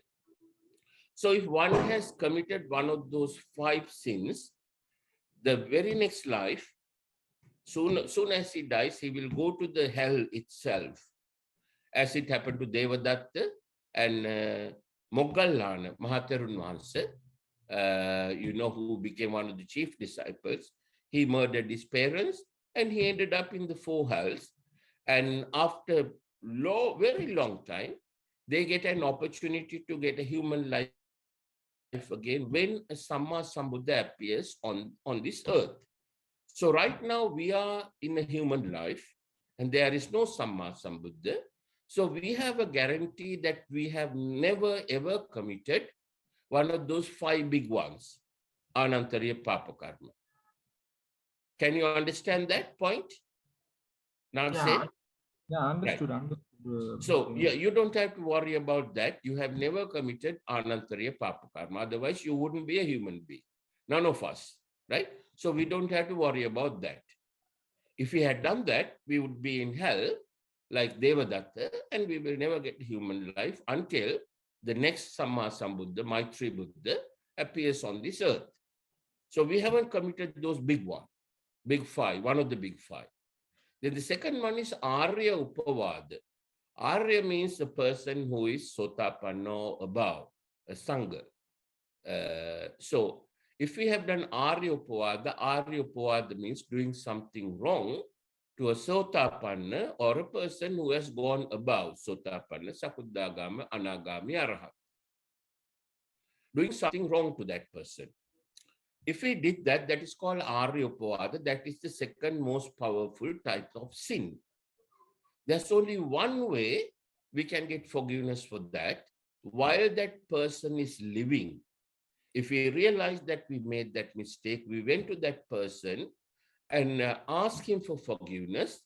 Obviously, he will give us forgiveness. That way we can eradicate that sin, not otherwise. But most of the Arya Upavada that we have committed in previous lives, we don't know. So that we cannot eradicate, and for that we have to suffer. That's why, excuse me, even Bodhisattva, Siddhartha Bodhisattva, he had to suffer for 6 years in the forest because he had committed 6 Arya Upavadas in a certain life, previous life, we don't know when, by insulting a Sambuddha, right? Similarly, Angulimala Maharatan Vahansa, when we went for Pinnapata, people threw stones at him and insulted him and so on. And he came bleeding and he had to suffer because of those Arya Upavada, which he couldn't eradicate at the time. And if you miss that life, then you can't eradicate it. You will have to suffer for it. All the other sins that we have accumulated by doing 1,000,001 things, all those sins can be eradicated by asking for forgiveness, transferring merits, and wishing them well. Not just once, we may have to do millions and millions of times, depending on how much how much sins we have accumulated. That's why Angulimala did that for 18 hours for 3 months in order to eradicate all those sins. Does that make sense to you? Absolutely, Bhanteji. Just can I ask some sub question to that? Yes. And I mean, is wisdom and the way of getting a merits are relevant? Yes. Say that again. Sorry, I lost that word. The gaining the wisdom and Yes. accumulating the merits. I mean, having a right understanding about the actions. Yes. With Maitri, Karuna, and Upekka. Yes. And developing the wisdom, are both things happening together, or some has a wisdom first and then he does the actions as per the wisdom? Well, it's like this. You see, now the most powerful meritorious deed, Lord Buddha said one can commit, is practicing loving kindness meditation. You understand that point? Yeah. Yeah. Lord Buddha explained that by comparing it to the quantity of amount of merits that you can earn by offering 1,000 danas to Lord Buddha and his disciples, right? So practicing loving kindness meditation, when you practice loving kindness meditation, you're offering love, kindness, equanimity, and sympathetic joy to all the living beings living on the 31 planes. You agree? Yes, Bhanteji. Yes. That's what we do just before we started the Dhamma discussion. We did that for 5 minutes, right? Yes, Bhanteji. Yes. So when you do that, what happens is 2 things happen simultaneously. Firstly, you are releasing positive energy into the environment, cleaning the environment, benefiting all the living beings on the 31 planes. You are earning and accumulating merits. You understand that? Yeah, Bhanteji. Yeah. The second thing that happens at the same time is the unwholesome qualities that you have in your box 1 The wholesome qualities are Maitri quality, Karuna quality, Mudita quality, and Upekha quality, right? Maitri is, the thought of wishing someone well. When you say, may all living beings be healthy, that's a Maitri thought there, right? You are wishing someone well. Maitri Karuna is compassion. You do that because you have compassion. Mudita is your willingness to, you feel happy for others' joy.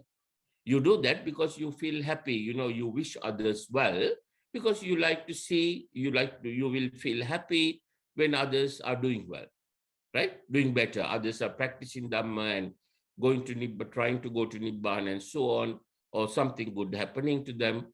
You feel happy. That's the mudita quality, opposite of jealousy.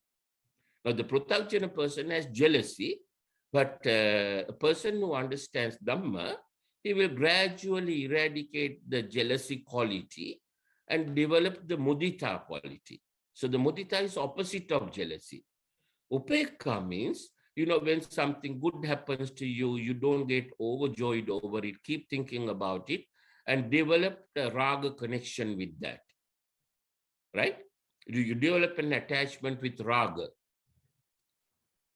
with that thought. On the other hand, if something happens to you that's something you don't like, something bad, you keep thinking about it and develop dvesha. You do neither. When something good happens to you, enjoy it for the moment and forget about it. You don't keep thinking about it and, develop a raga thought with it. Or if something bad happens to you, you may suffer. If you can do something to minimize that suffering, you take that action, but after that, you forget about it. For example, my mother passes away, and if my mother passes away, I feel sad. For a day or two, I feel sad. Then, after that, I do everything what I can do for my mother, like offering dana and transferring merits to her every day, and practicing loving kindness meditation and transferring merits to her. And that's the best I can do. Apart from that, I don't think about that bad feeling and keep worrying about it, right? So maintaining a balanced mind, staying in without developing raga or dvesha against what happens to you, whether it's good or bad, is called upekha. Upekha is the only difficult one that is to understand. Not so difficult, but little more difficult than the other three. Other three are very easy to understand. Maitri, Karuna, Mudita. Would you agree? Yeah, Bhanteji. Completely. So the second thing what happens is when you are having a Maitri, Karuna, Mudita, Upekha thought in your mind, the Maitri, Karuna, Mudita, Upekha qualities that are in the first box will get strengthened gradually, more and more, right?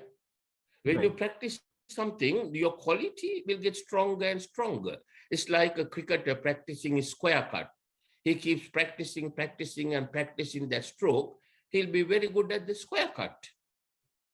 You have played cricket, haven't you? Yes. So it's a quality that we have, you see.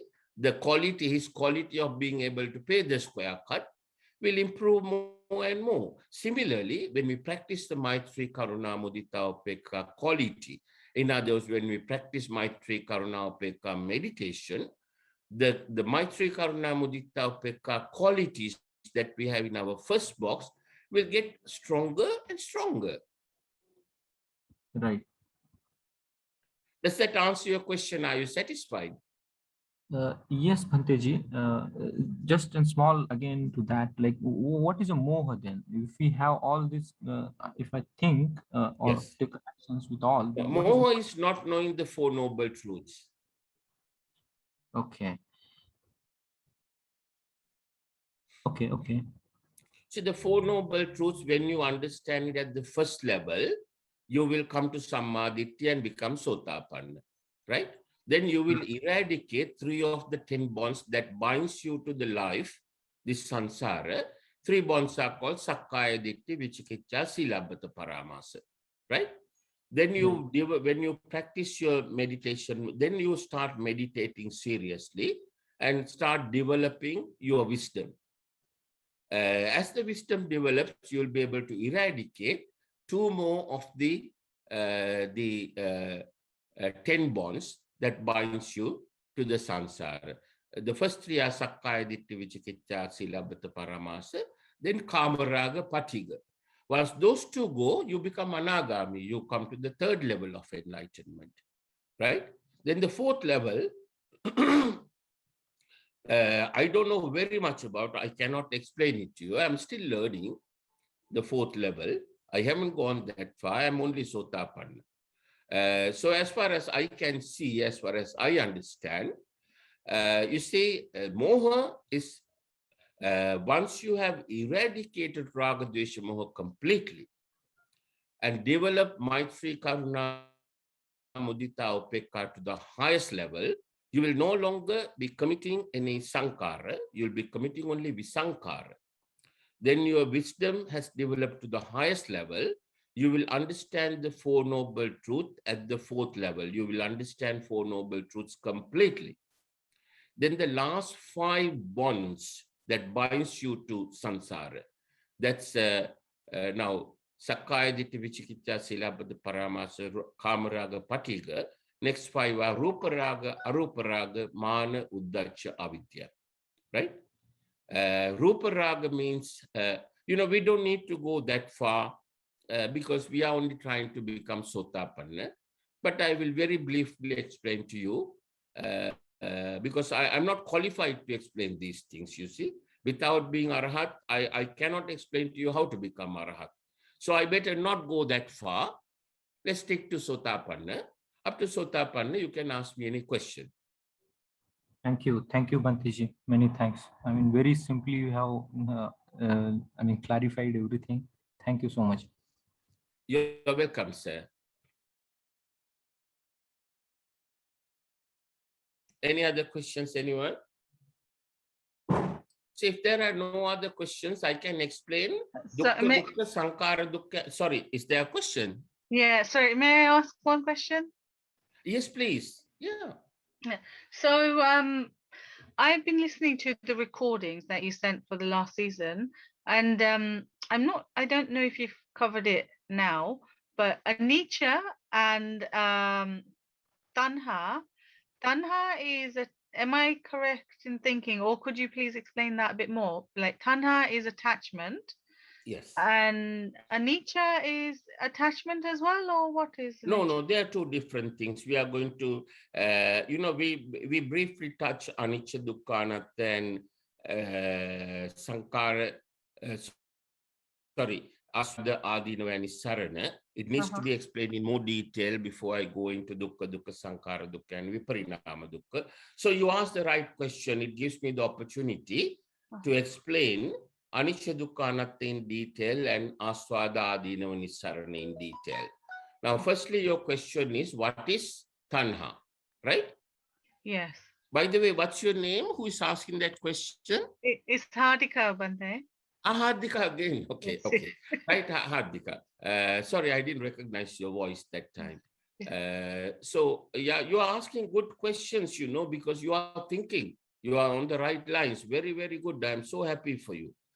Right. Now, Tanha means, now if you translate into Sinhala language, it's very easy to understand. Now in English, how you can say is Tanha means, how can I put it? Let me think for a moment. It's developing a mental attachment with Raga, Dvesha, Moha, right? That's the only way to explain it in English.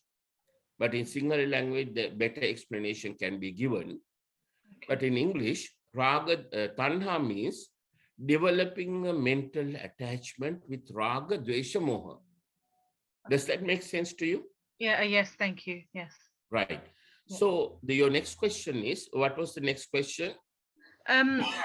I got confused with anicca, the word. Oh, anicca, dukkha, anatta, right. Yeah. Now, anicca is, you see, it's a universal law that exists in this universe.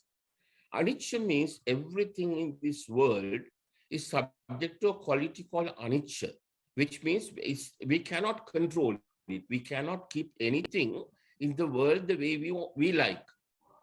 right? That's the anicca quality. Does that make sense to you? Oh, yes. So that's impermanence. Is that right? It's not actually impermanent, you know, the English word impermanent. It is little different from impermanent. Of course, impermanent quality is there, but impermanent means it's not permanent, right? Here, what it means is it's not controllable.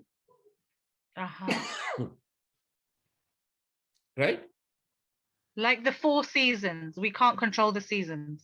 Yeah, we can't control anything, can we? No, we can't control, Yeah, we cannot control anything. So anicca means not controllable. Don't use the word impermanent. Just a slight different, right? It's not controllable. We cannot keep the way we like. So if we develop an attachment to anything that is anicca, right? That is called paticca. Developing an attachment to anything anicca is called paticca in Magadhi language. So if you paticca with anything that is anicca, that causes dukkha, suffering. That is the theory of anicca, dukkha, anatta. Anatta means it deserts you in this samsara. In Sinhala, we call it make a person anatha. The Magadhi word anatta, in Sinhala, we call it anatha. See, because the two languages are very similar, you know, the words are very similar. So, anatha, anatta. It's easy for a Sinhala person to understand this Dhamma. So, anicca, dukkha, anatta, the theory, everything in the world is anicca. And if you paticca yourself, in other words, if you develop a mental attachment, in other words, if you tanha, you develop a mental attachment with raga, desha, moha, with anything anicca, it causes you dukkha. Anicca, dukkha. And that dukkha, once you have caused that dukkha, that will result you in making the way, paving the way for you to go to the 4 hells. In other words, blocking your way to go to Nibbana. And that is called anatha. That's deserting you in this samsara and not allowing you to get out of this and go to Nibbana. So here the Dhamma point that you have to understand is you must never paticca with anything anicca, which means you must never develop an attachment with anything in the world. Does that make sense to you? Right? So if you develop an attachment with anything in the world, whether it's a person or an object, it will cause you suffering because you cannot control it. If you develop a mental attachment with anything, you want to keep it the way it is, the way you like it, which you cannot do forever, right?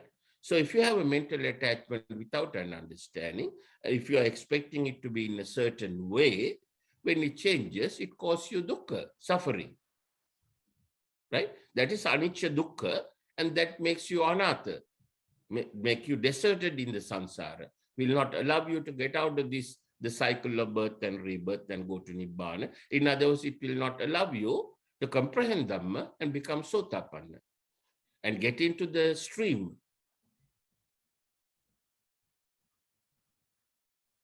Thank you. And aswada adinava nissarana is another theory like anicca, dukkha, anatta. Aswada means a mentally fabricated pleasure. I think I explained this earlier. I will briefly explain it again. Why we do sankara? Because when you do sankara, people enjoy aswada, a mentally fabricated pleasure. People do sankara to enjoy that mentally fabricated pleasure. In other words, the pratyajna person who does not know Dhamma lives to enjoy aswada. That's why he does sankara all the time. And he does not know that this aswada is a mentally fabricated pleasure and it's not a real pleasure. Remember, I explained you an English couple going to Philippines eating dog meat. And when they were attached to the dog meat with raga, they enjoyed it. They enjoyed aswada, right? And when they realized it was dog meat, then their attachment changed from raga to dvesha. Then they started vomiting, hating the meat. It's the same meat that they ate, dog meat. Earlier, their attachment was with raga, so because of that, they enjoyed it. Now their attachment changed from raga to dvesha. Now they hate it, right? So first time they were, attached with raga. Second time they are attached with dvesha. It's the same thing. When they attach with raga, it gives them mentally fabricated pleasure. They enjoyed it so much because their mindset has been set up thinking that it's so good, it's so tasty, so good for them, so they enjoy it. It's a mentally fabricated pleasure. But that pleasure becomes a displeasure when the mental condition changes from raga to dvesha. Instead of becoming a mentally fabricated pleasure, it becomes a mentally fabricated displeasure. So this mentally fabricated pleasure is the aswada. Why people do sankara? In order to enjoy this mentally fabricated pleasure. It's not a real pleasure. You see? The enjoyment that they get by eating that dog meat is not a real pleasure. It's a mentally created pleasure. Everything else that people enjoy, what they think they enjoy, they are all mentally fabricated pleasures and not real pleasures. You see?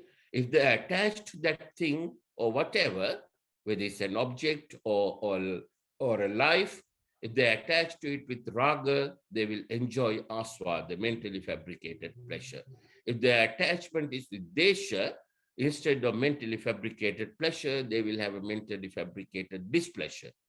But if you take out the raga and the dvesha, and then there's neither mentally fabricated pleasure, nor mentally fabricated displeasure. This takes a little while to understand. You have to use it for examples. You have to use it for practical situations in life with things that you enjoy. Let's say if you enjoy eating fish and chips, right? Think why you enjoy it, why you enjoy it more than other food. Supposing someone says, tomorrow, all the fish and the chips that you eat, there are some kind of worms that you can't see. And that is very bad for your body. From that moment, you will not enjoy eating fish and chips. You will hate it, won't you? Just think about it. You have to use those examples in practice and see how you will feel. Fish and chips is a good example. With worms. Have you eaten fish and chips with worms? I don't eat fish. I'm vegetarian. All right. You have never eaten fish, yeah? I've never eaten fish, no. Yeah, I used to eat before 2003, before I became a vegetarian. And I enjoyed it those days. Now, if I go past a fish and chip shop, I'm always vomiting. I can't stand the smell.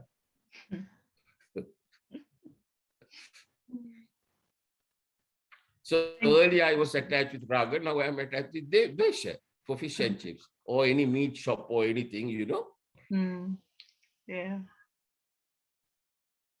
Thank you, Bhante. Thank you. So that's the anicca dukkha anatta and aswada, adinava nissarana. Aswada, so the mentally fabricated pleasure. Aswada has a very big downfall. That's the adinava. Downfall is that to enjoy aswada, you do sankara. When you do sankara, you are accumulating sins and unwholesome qualities, which makes the way for you to go to the four hells. That's the downfall. Aswadadina nissarana means you get away from doing, if you understand Dhamma, you stop doing sankara in order to enjoy aswada, and then you do visankara, and that is nissarana. In other words, getting away from that problem.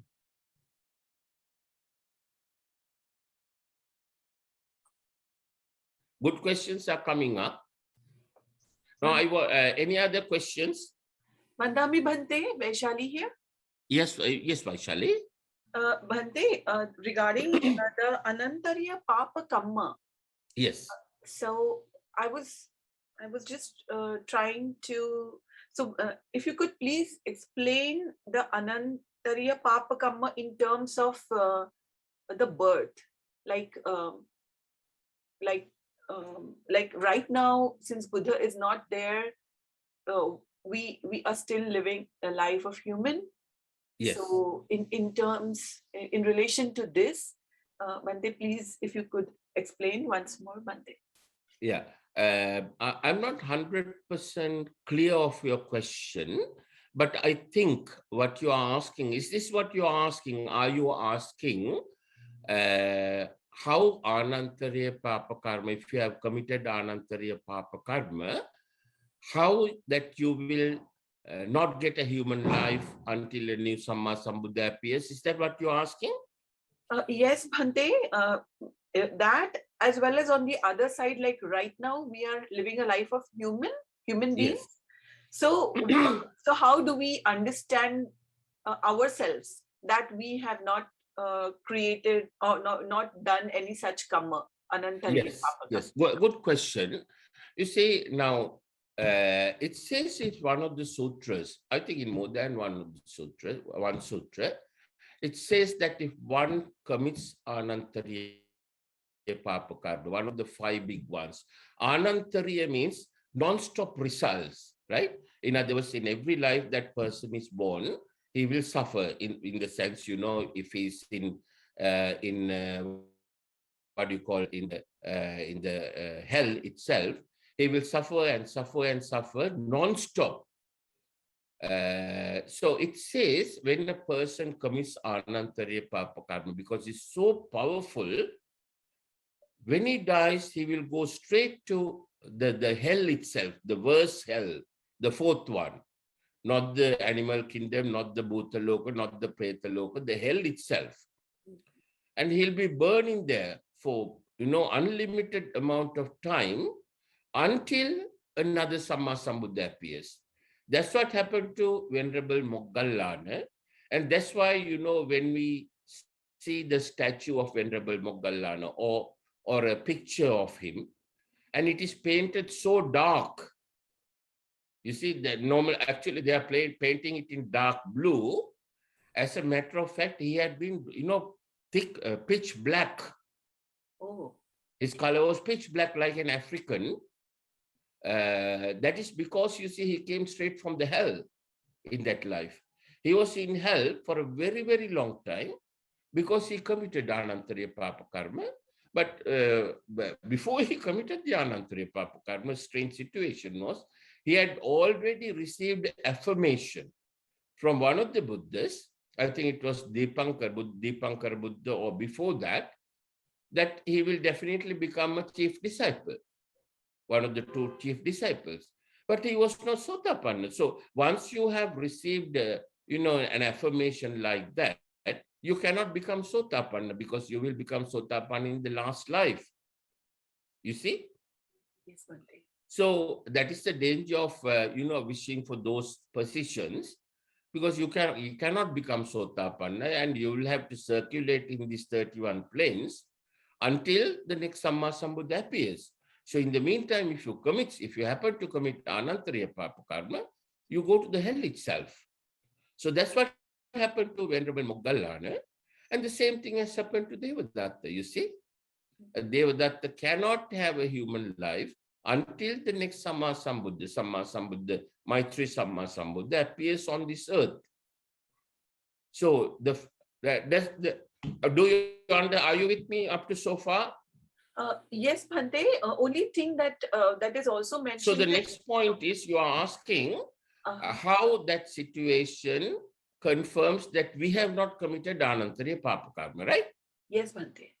So if we have committed Anantariya Papa Karma, we will not be able to get a human life until there is a Samma Sambuddha. So right now, there's no Samma Sambuddha on our earth, in the human world. That means we have got a human life. That means we have not committed Anantariya Papa Karma. Had we committed Anantariya Papa Karma, we would have been in the hell itself. and not being able to become a human being until the next Samma Sambuddha appears. So you don't have to worry about it. You have never committed Anantariya Papa Karma. All you have to be concerned about is any Aryapada that you have committed.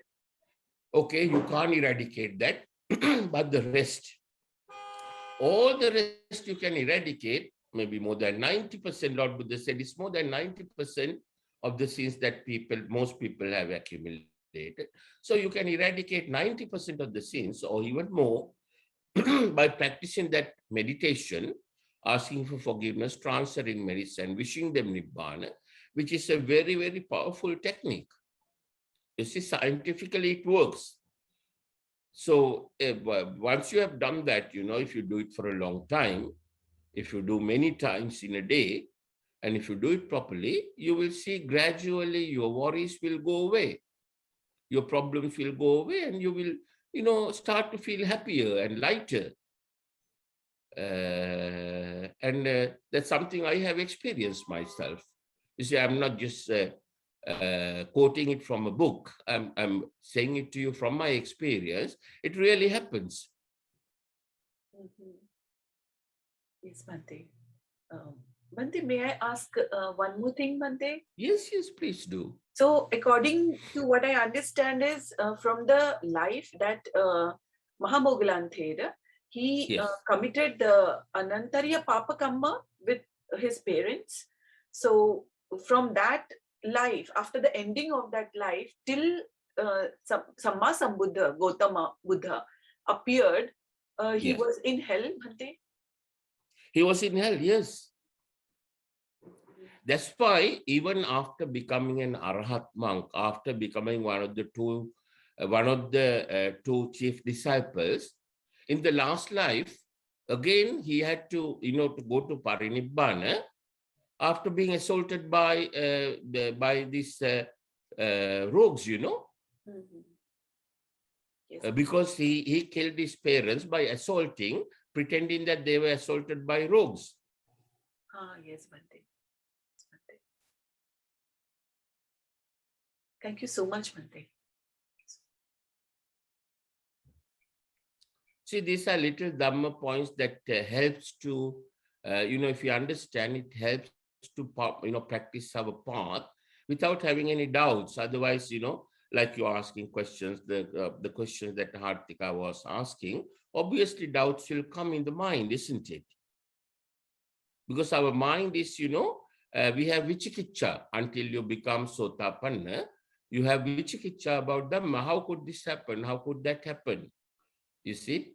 But once you have comprehended the Four Noble Truths at the first level and come to Samadhi and become Sotapanna, you will be able to see these things clearly, how they work scientifically, how the pieces of the puzzle fit in. Yes, Bhante. Thank you so much, Bhante. May I ask another question? Yes, please. Yeah, it's Hardika. Yes. So when we practice and we ask for forgiveness, and then we transfer merits and we send loving kindness, do we ask for forgiveness? I know we ask for forgiveness to everyone on the 31 realms kind of thing, but do we like, my mind jumps, like, I say ask for forgiveness to Buddha, Dhamma, Sangha, and then ask for forgiveness to my parents, ask for forgiveness to all living beings, Now, first you start asking forgiveness for Buddha, Dhamma, and Sangha, right?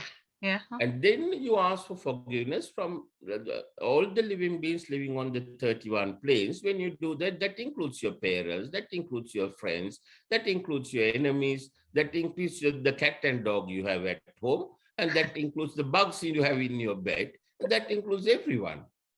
Okay, great. And do we do it a certain number of times, or how many times do we do it? More you do, the better, isn't it? So in the half an hour to an hour we do in the morning, we do half Well, an if you hour can do 18 hours like Angulimala, so much the better.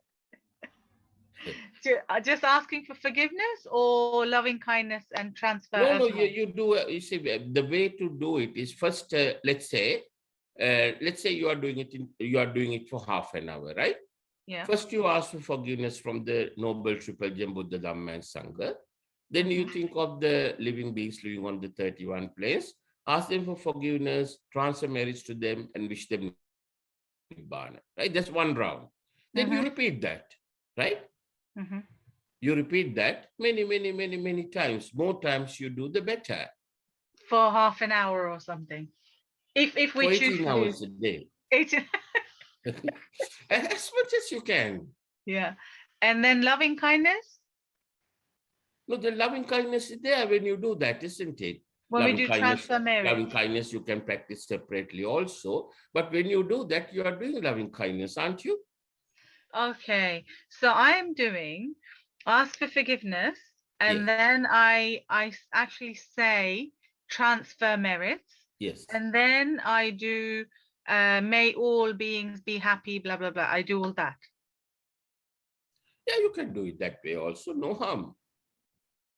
See, even if you do just that, asking for forgiveness, transferring merits, and wishing them well, you are still covering love, all four good qualities, wholesome qualities. Loving kindness, equanimity, and sympathetic joy. Just think about it, right? Okay. The moment you wish Nibbana for everyone, you say you are covering all four. Okay. That's what I've been doing. Okay. Thank you. I wasn't sure if I should do the forgiveness for half an hour and then do the may everyone be happy for another half an hour. You see, the way to do it, you can do it that way also. It's a change for the mind. That's why I say you can do it that way. But it's up to you how you want to do it, how you feel comfortable, you see. Now, the way I do it is, you see, what I do is most of the time, I'm asking forgiveness from the Noble Triple Gem Buddha, Dhamma, and Sangha. Then I ask for forgiveness from living beings living on the 31 planes, transcend their merits, and wish them well. And I do that many times. And then the loving kindness meditation that we practiced just before we started Dhamma discussion, may all living beings be happy, healthy, and all that. I do that for about half an hour every day. The same thing you are doing, in both techniques, you are improving your loving kindness, equanimity, and sympathetic joy qualities. In other words, you are practicing wholesome thoughts, and you are earning merits from one side by cleaning the environment, and on the other side, you are strengthening your, wholesome qualities, Maitri, Karuna, Mudita, Upekka qualities, and improving your wisdom. Okay, thank you. Good questions, you are thinking. That's very good. That's Yoniso Manasikara, you see. It shows that people are thinking. People who think ask good questions. I have another question. Yes. Because the senses activate thought. What is activating thoughts? Our senses, the six senses. The six senses. Yes, the six yes. senses. The data, yeah. Okay, you can say that, yes. So they activate thought, right? Yes. So they send the data to our mind that activates thoughts, yes. Yes. So when we're doing things during the day, like we are maybe cooking or working, and our mind. Here's the thing. Before that, I want to ask you something actually first. Sorry. When we're doing loving kindness, or when we're meditating, so we're meditating. So I'm saying, forgive me for this, or may this be happy, that. But then there is another mind in my mind saying something else. on another level. Yeah, So that's what's your that? vijnana bothering you. So what's that? I mean, That's your vijnana, you see? yeah. That's your vijnana bothering you. So how do I what's it's like I'm already focusing, I'm paying attention Yeah. to saying, asking for forgiveness, You, and then you are not the only one who has that problem. You see, many people have that. So you have to be really determined not to allow that thought to come in. That's your vijnana. You see, vijnana is trying to trouble you. yeah. So how do I stop that? Well, you have to be really determined Uh-huh. and Okay. keep your, concentration. You need samma sati there. Samma vayama and samma sati. When we start discussing the Noble Eightfold Path, as we go on now, samma vayama is the effort, samma sati is the concentration. Samma sati means the effort that helps you to eradicate raga desha moha. Samma sati means the concentration that helps you to eradicate raga desha moha. So you have to really make the effort and keep your concentration at what you are doing and not allowing other thoughts to come in. Does that make sense to you? Mm-hmm. Yeah, I mean, I come back. I mean, yes. Many people have that problem, you see, many people, not only you. So don't worry about it. It's not a problem that affects you. Yeah. It's a common problem. So you got to use the samma effort and samma sati. It feels like I've got two brains. It's like Yeah, you see, things are happening in your mind. You are beginning to see things now. You see, your mind is seeing how your prajna and how your vijnana is working, which is good. That means, you see, your wisdom is improving and sharpening. Your wisdom is catching moments when vijnana is trying to creep in. Earlier, you didn't realize that, did you? Before you start practicing Dhamma, you didn't realize it. Your vijnana was controlling you all the time. Now you are trying to, keep away vijnana and practice the prajna. Vijnana is trying to creep in. Right. And you are seeing that, which is a good thing, Unless you see it, you won't be able to get rid of it, isn't it? Right. So you are seeing it. Now you got to do is really concentrate on what you are doing. Make the effort and the concentration. Thank you. And then I just one more question, sorry. Yes. So the other thing I was going to ask you is, when we're doing our activities during the day, like, working or cooking or cleaning or something, Yes. then our mind needs to stay present, right? Yes. On Yes. that.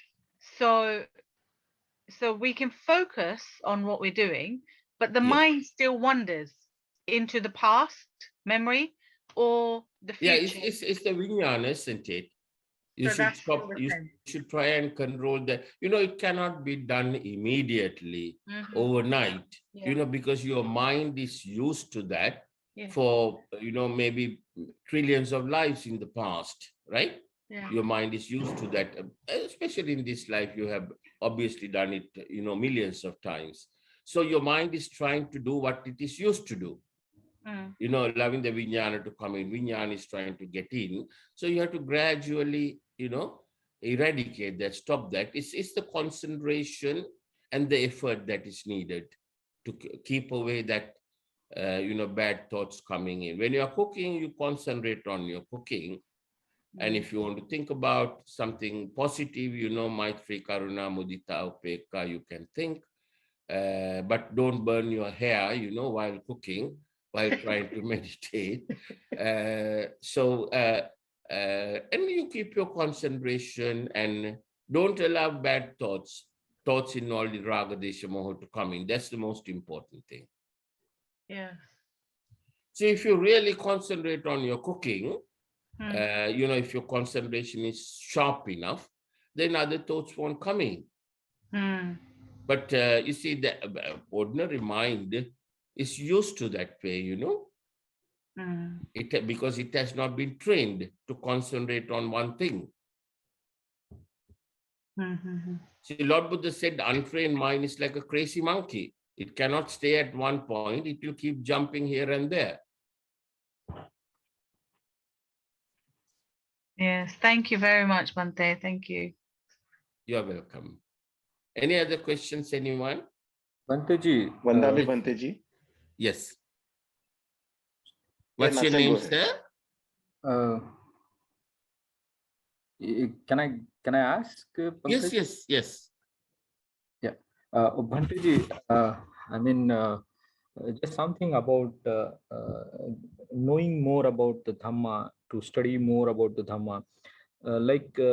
In India, when Baba Saheb got converted into Buddhism, he has not accepted the Buddhism as it is. What he has given us a very scientific way of looking toward the Dhamma. Like when Buddha was there, he has actually invented the Dhamma, and he has spreaded it across. But after Buddha, there might be many things which got maybe Dhamma got impure, maybe because of other person's thought processes and all. So so what Baba Sahib had mentioned in his Buddha and his Dhamma, that study for the original Buddha script and all. Yes. So in order to do that, what is your guidance to study Dhamma in a way it was expected by Baba Sahib, or it was been taught by Buddha? Yeah, the best way is, study Dhammacakkappavattana Sutra from the oldest Tipitaka that we have, written by the Arahata monks. There's nothing better that is available to us right now, right? Because Sammasambuddha is not here. There are Arahata monks in the jungle, thick jungle, deep jungle. If you are prepared to go there, you can listen to them. The next thing is this old Tipitaka that we have, right? Here, all you need is Dhammacakkappavattana Sutra. If you understand that and comprehend that properly, you can become Sotapanna. And not only Sotapanna, you can go all the way through Dhammacakkappavattana Sutra up to Arahathood. So I also have read, Bodhisattva Dr. Ambedkar's Buddha and his Dhamma, and he's quite right in saying that. You see, correct Dhamma must be learned, because I explained the difference between Buddhism and Buddha Dhamma, right? Buddhism is a religion and a business. Right. But Buddha Dhamma is the correct teachings of Lord Buddha, which teaches people how to eradicate Raga, Dvesha, Moha, maximize Maitri, Karuna, Mudita, Upekka, maximize the wisdom, and understand the Four Noble Truths. That's Lord Buddha's teachings. But today, there are nearly 1 billion people, 1 billion Buddhists living in the world, right across the world. Out of the 1 billion, less than 10% have understood Lord Buddha's correct teachings and practiced them. More than 90% are practicing various types of religions, various denominations of Buddhism. Now, if you take, to start with the major ones, we have Theravada and Mahayana and Vajrayana and Hinayana. Now, Lord Buddha didn't teach Theravada. Was Lord Buddha Theravada? No. Was he a Mahayana? No. Was he a Hinayana? No. Was he a Vajrayana? No. You see, that's not 100% Lord Buddha's teachings. Those are variations. Now, if I take Sri Lanka, where I know well, you see, they say they are Theravada.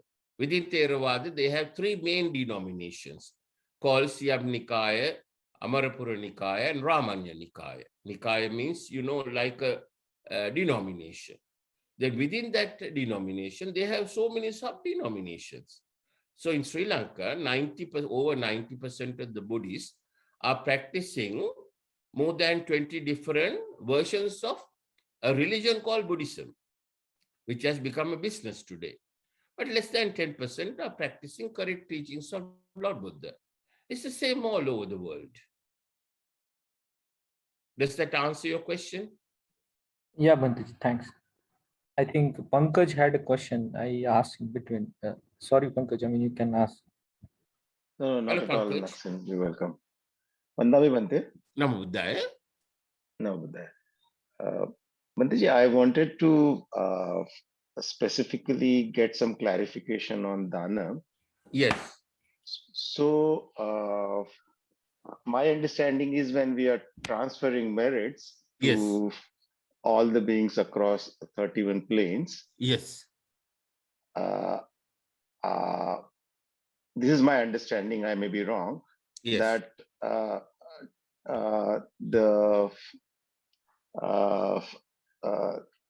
the Brahma planes and the Deva planes and the human planes, where Yes. we can actually, whatever merits we have, we can actually transfer to these beings.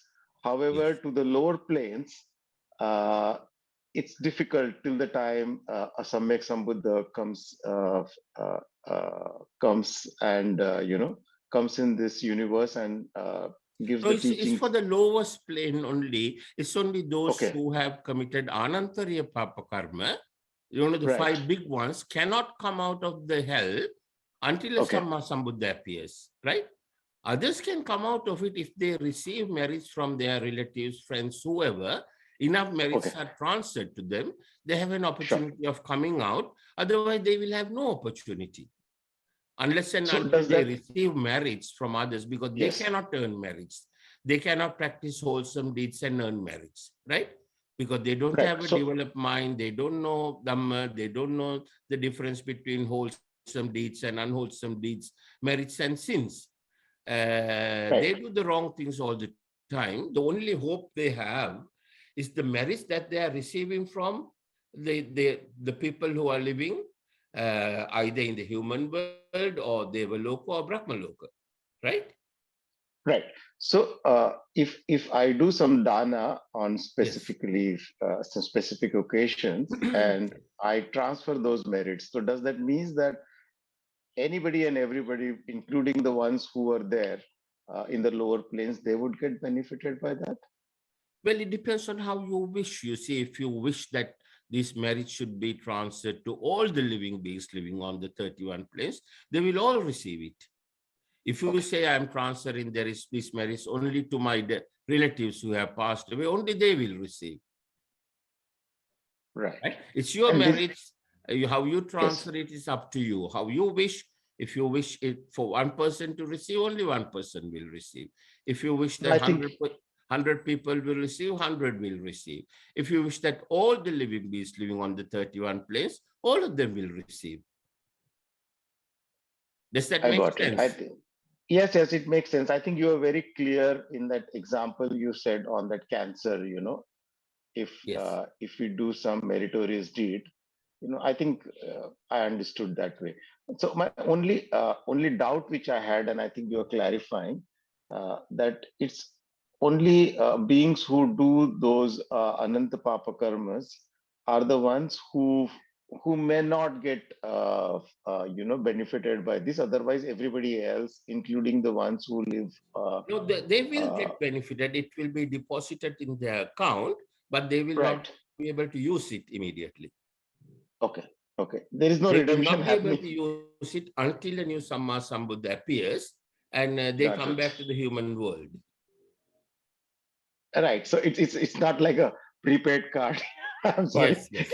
It will be accumulated in their account, Yeah. Got and it. you see now in the world, if you think about it, so many people transfer marriage, so many Buddhist people transfer Yeah. marriage to, those who are living in all the 31 planes, right? Right. If you offer dana, you will see when the monks are transferring marriage, they say a list of places, where living beings are living, may they receive these merits and so on. Every time when that is said, all the living beings living on the 31 planes will receive merits.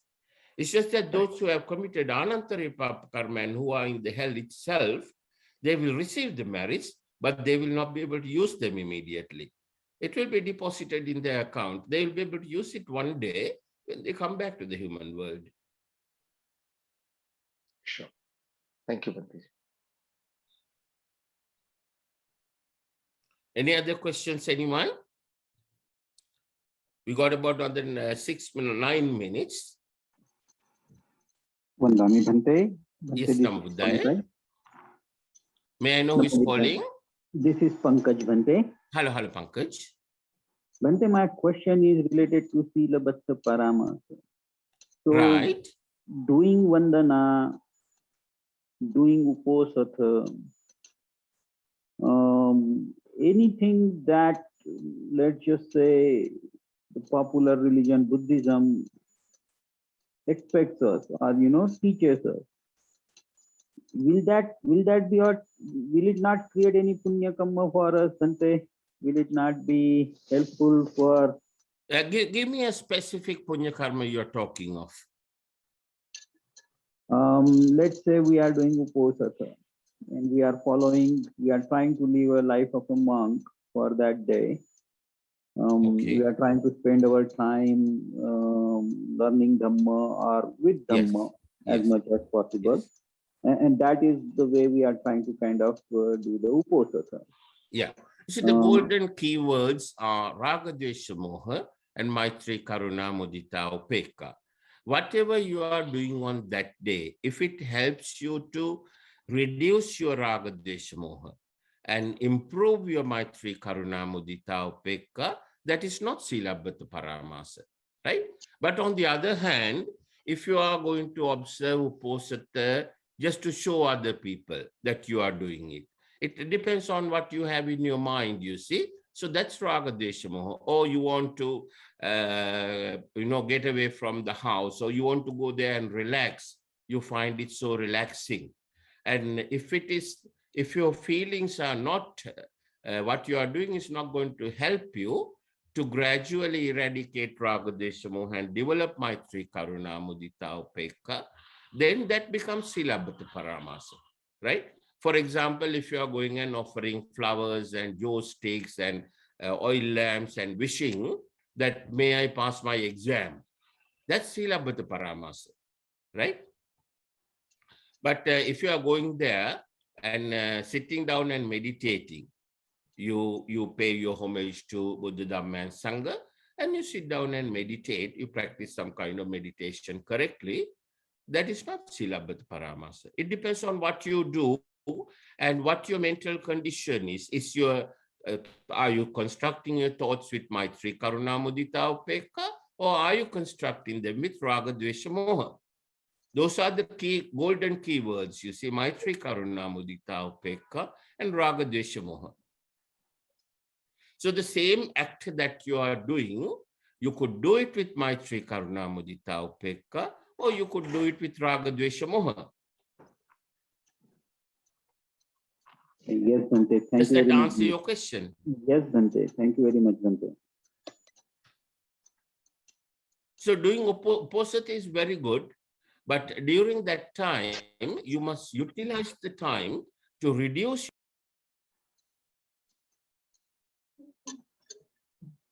You see, it depends on what type of, how you construct your thoughts. If you, let's say you are doing Uposatha for 8 hours, and during those 8 hours, you spend time on doing things that helps you to reduce your Raga, Dvesha, Moha and improve your Maitri, Karuna, Mudita, Upekka. For example, if you, during that time, you practice loving kindness meditation or any other correct meditation. Now, there are 4 meditation techniques that Lord Buddha has explained in Satipatthana Sutra, known as Chatura Rakka, and for people to practice seriously after becoming Sotapanna. So the first one is Metta Anusati, Metta Bhavana, that's loving kindness. Then Asubha Anusati, Marana Anusati, and Buddha Anusati. So if you are practicing one of those meditation techniques correctly, then you are reducing your Raga, Desha, Moha gradually and improving your Maitri, Karuna, Mudita, Upekka qualities. that's good. At the same time, if you are discussing correct Dhamma, that helps you to do the same. If you are teaching correct Dhamma, that helps you to do the same. And if you are sitting down and doing Yoniso Manasikara, that does the same, right? So it depends on what you do and whether you have constructed your thoughts with Maitri Karuna Mudita Upekka or Ragadvesha Moha. If you are doing it with Ragadvesha Moha, that becomes Silabhata Paramasa. Whether you do Uposatha or 8 precepts or 10 precepts or whatever, 100 precepts, if you are doing without the understanding, without the correct understanding of why you are doing it, that's what many people do in Sri Lanka. Every full moon poya day, they go to the nearest Buddhist temple and they say they observe, Posata, Ashtanga Sila, 8 precepts or 10 precepts.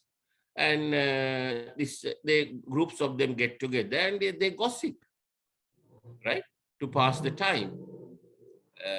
So that's all Silabhata Paramasa. Instead of earning wholesome qualities and merits, they are accumulating unwholesome qualities and sins.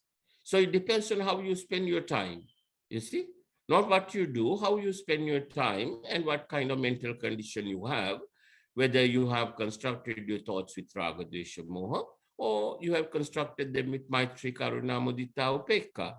So the question is whether practicing Uposatha is good or not.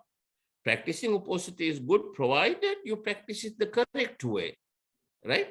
Not the wrong way. If you do it the wrong way, that's Silabhata Paramasa. If you do it the correct way, that's good.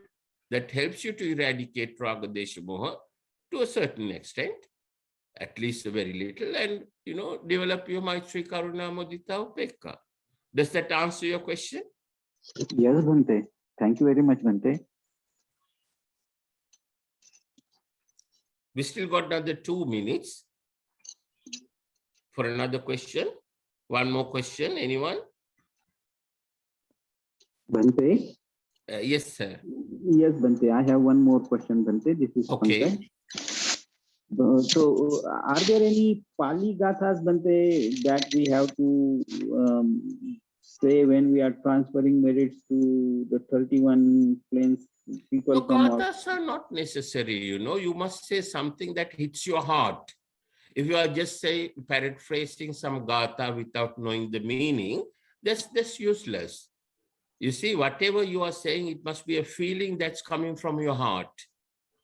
You can use your own language. That's, you see, we can, do that the best way by using our own language, rather than using Pali or Magadhi or whatever. If you don't understand the meanings and just repeating it's like a mantra, that's useless.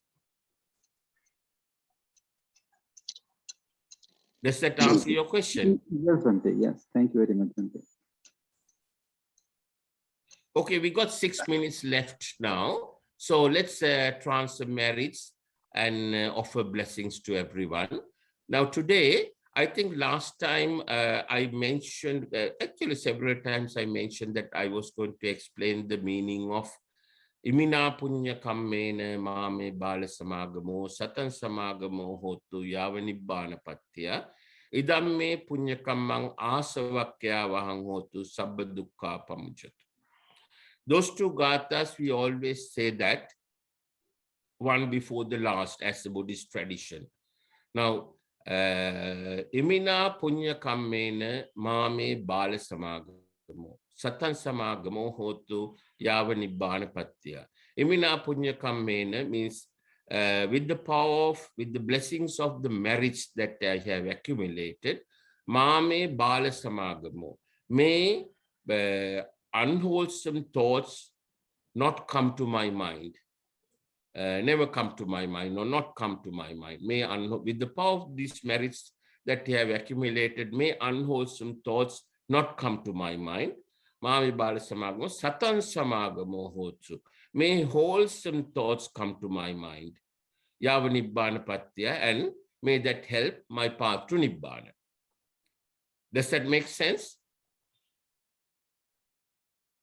You see, we say these things without knowing the meanings. The meaning is very, very important.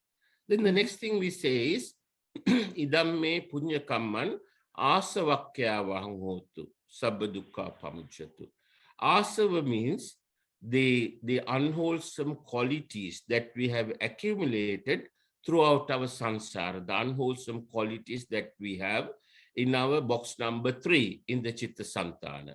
Idamme punya kamman, as a result of, as a power, with the power of the merits or with the blessings of the merits that I have accumulated or I have earned by engaging in these meritorious deeds.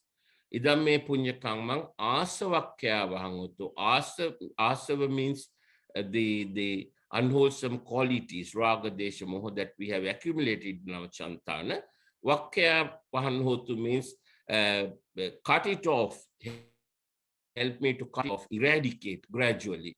Asavakkayavaham hotu sabba dukkha pamujjatu.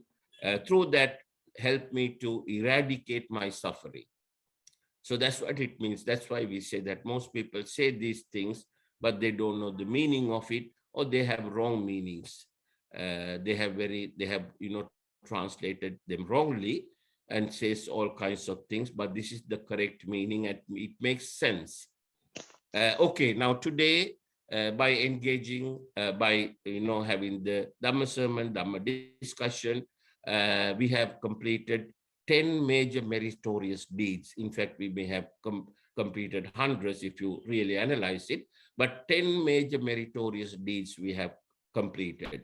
The 10 are, the first 3 are Dana, Sila, Bhavana. Dana means giving. I am giving you Dhamma. And by discussing also, you are also giving Dhamma. So that's Dhamma Dana. Sila means we have discipline while we are doing this. We are not thinking of Raga, Dvesha, Moha.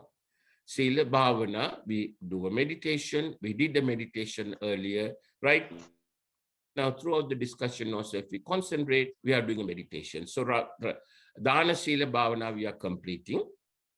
Then listening to Dhamma and teaching Dhamma, that we are doing. Transferring of merits, receiving of merits. So that's 7. Then we have 3 more. Paying our homage to Buddha, Dhamma, and Sangha, that we did. And respecting the adults, we are doing that by transferring merits to them. And finally, Sammaditthi. We are trying to attain Sammaditthi by, at least during this time, eradicate, not allowing Raga, Dvesha, Moha thoughts to come in, and maintain Maitri, Karuna, Mudita, Upekkha thoughts in our mind. So we have, to a certain extent, to a lesser or greater or lesser extent, we have practiced these 10 meritorious deeds and accumulated a lot of merits. So let's transfer these merits firstly to our relatives who have passed away. So I always take the opportunity first to transfer merits to Bodhisattva Dr. B.R. Ambedkar, who is like a second Buddha to Indian Buddhists. And this Buddha Vihara here is built as a matter of respect for Dr. Ambedkar. So I always think of Dr. Ambedkar. We are all here because of him. So let's think of Dr. Ambedkar first, then our relatives who have passed away, especially those who were our parents in this life, as well as for the past trillions and trillions of lives. Our relations, friends, enemies, whoever, or everyone who have passed away. Let's think of them and transfer merits to them. All those merits that we have accumulated today, as well as throughout our samsara, we are transferring those merits to all our dead relatives who have been connected to us throughout this samsara in one way or the other and passed away. And may they receive all these merits. With the power of these merits, may they all be happy, be healthy, be free from worries, be free from suffering, comprehend the 4 noble truths, and finally attain permanent happiness in Nibbana. In order to make those wishes, I'm going to recite this Gatha. And if you know the Gatha, actually this Gatha is in Magadhi language. If you know the Gatha, you can recite it with me. Otherwise, you can say Sadhu 3 times at the end of it. And if you don't understand the meaning of these Gathas, you can even say it in your own words. It doesn't matter. So I'm going to recite it now. I think it would be better, instead of reciting it in Magadhi language, let's recite in language that we all understand. So that will be more beneficial to you rather than paraphrasing a Gatha. Now, all the merits that we have accumulated today, may all our past relatives, may they receive these merits. And with the power of these merits, may they all be happy, be healthy, be free from worries, free from suffering, comprehend the Four Noble Truths, and finally attain permanent happiness in Nibbana. So instead of reciting a Gatha in Pali language that you don't understand, you can say that, and that's good enough. And at the end of it, we can say sadhu 3 times, sadhu, sadhu, sadhu. Then all the merits that we have accumulated today as well as throughout our samsara, we are going to transfer them to all the living beings living on these 31 planes. Instead of reciting that Gatha, we can say this, coming from the bottom of our heart. We can say all the merits that we have accumulated throughout our samsara, as well as the merits we have accumulated today, we are transferring them to all the living beings living on the 31 planes. May they receive all these merits. With the power of these merits, may they all be happy, be healthy, be free from worries, free from suffering, comprehend the Four Noble Truths, and finally attain permanent happiness in Nibbana. Sadhu, sadhu, sadhu. Then the next one I explained to you, I'll just recite the Gatha because you know the meaning now. Imina punya kammena mame bala samagamo satan samagamo hotu yavanibbana patya idamme punya kamman asavakkaya vahan hotu sabba dukkha pamujjatu sadhu, sadhu, sadhu. Finally, in order to ask for forgiveness from the Noble Triple Gem Buddha, Dhamma, and Sangha, if you know this Gatha, if you know the meaning of it, you can recite it with me.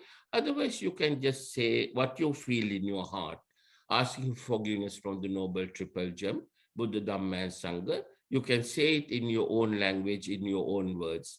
I'm just going to recite the Gatha. Those who know the Gatha, they can recite with me. Otherwise, you can say it in your own way. Kaena vacha chittena pamadena maya katang achyang kamame bhante bhuri panya tathagata. Kaena vacha chittena pamadena maya katang achyang kamame dhamma sanditthika kalika. Kaena vacha chittena pamadena maya katang achyang kamame sangha supatipanna anuttara. Sadhu, sadhu, sadhu. I'm going to give you the blessings of the Mahasangha. Abhivadana silis nichang vadda pachayino chattaro dhamma vaddanti ayuvanno sukambalang ayurarogya sampatti sagga sampatti mevacha ato nibbana sampatti iminate samijjatu bhavatu sabba mangalang rakkantu sabba devata. Sabba buddhanubhavena, sabba dhammanubhavena, sabba sanghanubhavena, sada sutti bhavantu te. May all of you be happy, be healthy, be free from worries, free from suffering, comprehend the Four Noble Truths, and finally attain permanent happiness in Nibbana. May the Noble Triple Gem Buddha, Dhamma, and Sangha bless you all. Namo Buddhaya, Jai Bhim. Jai Bharat, Jai Sri Lanka. Thank you very much and see you next week.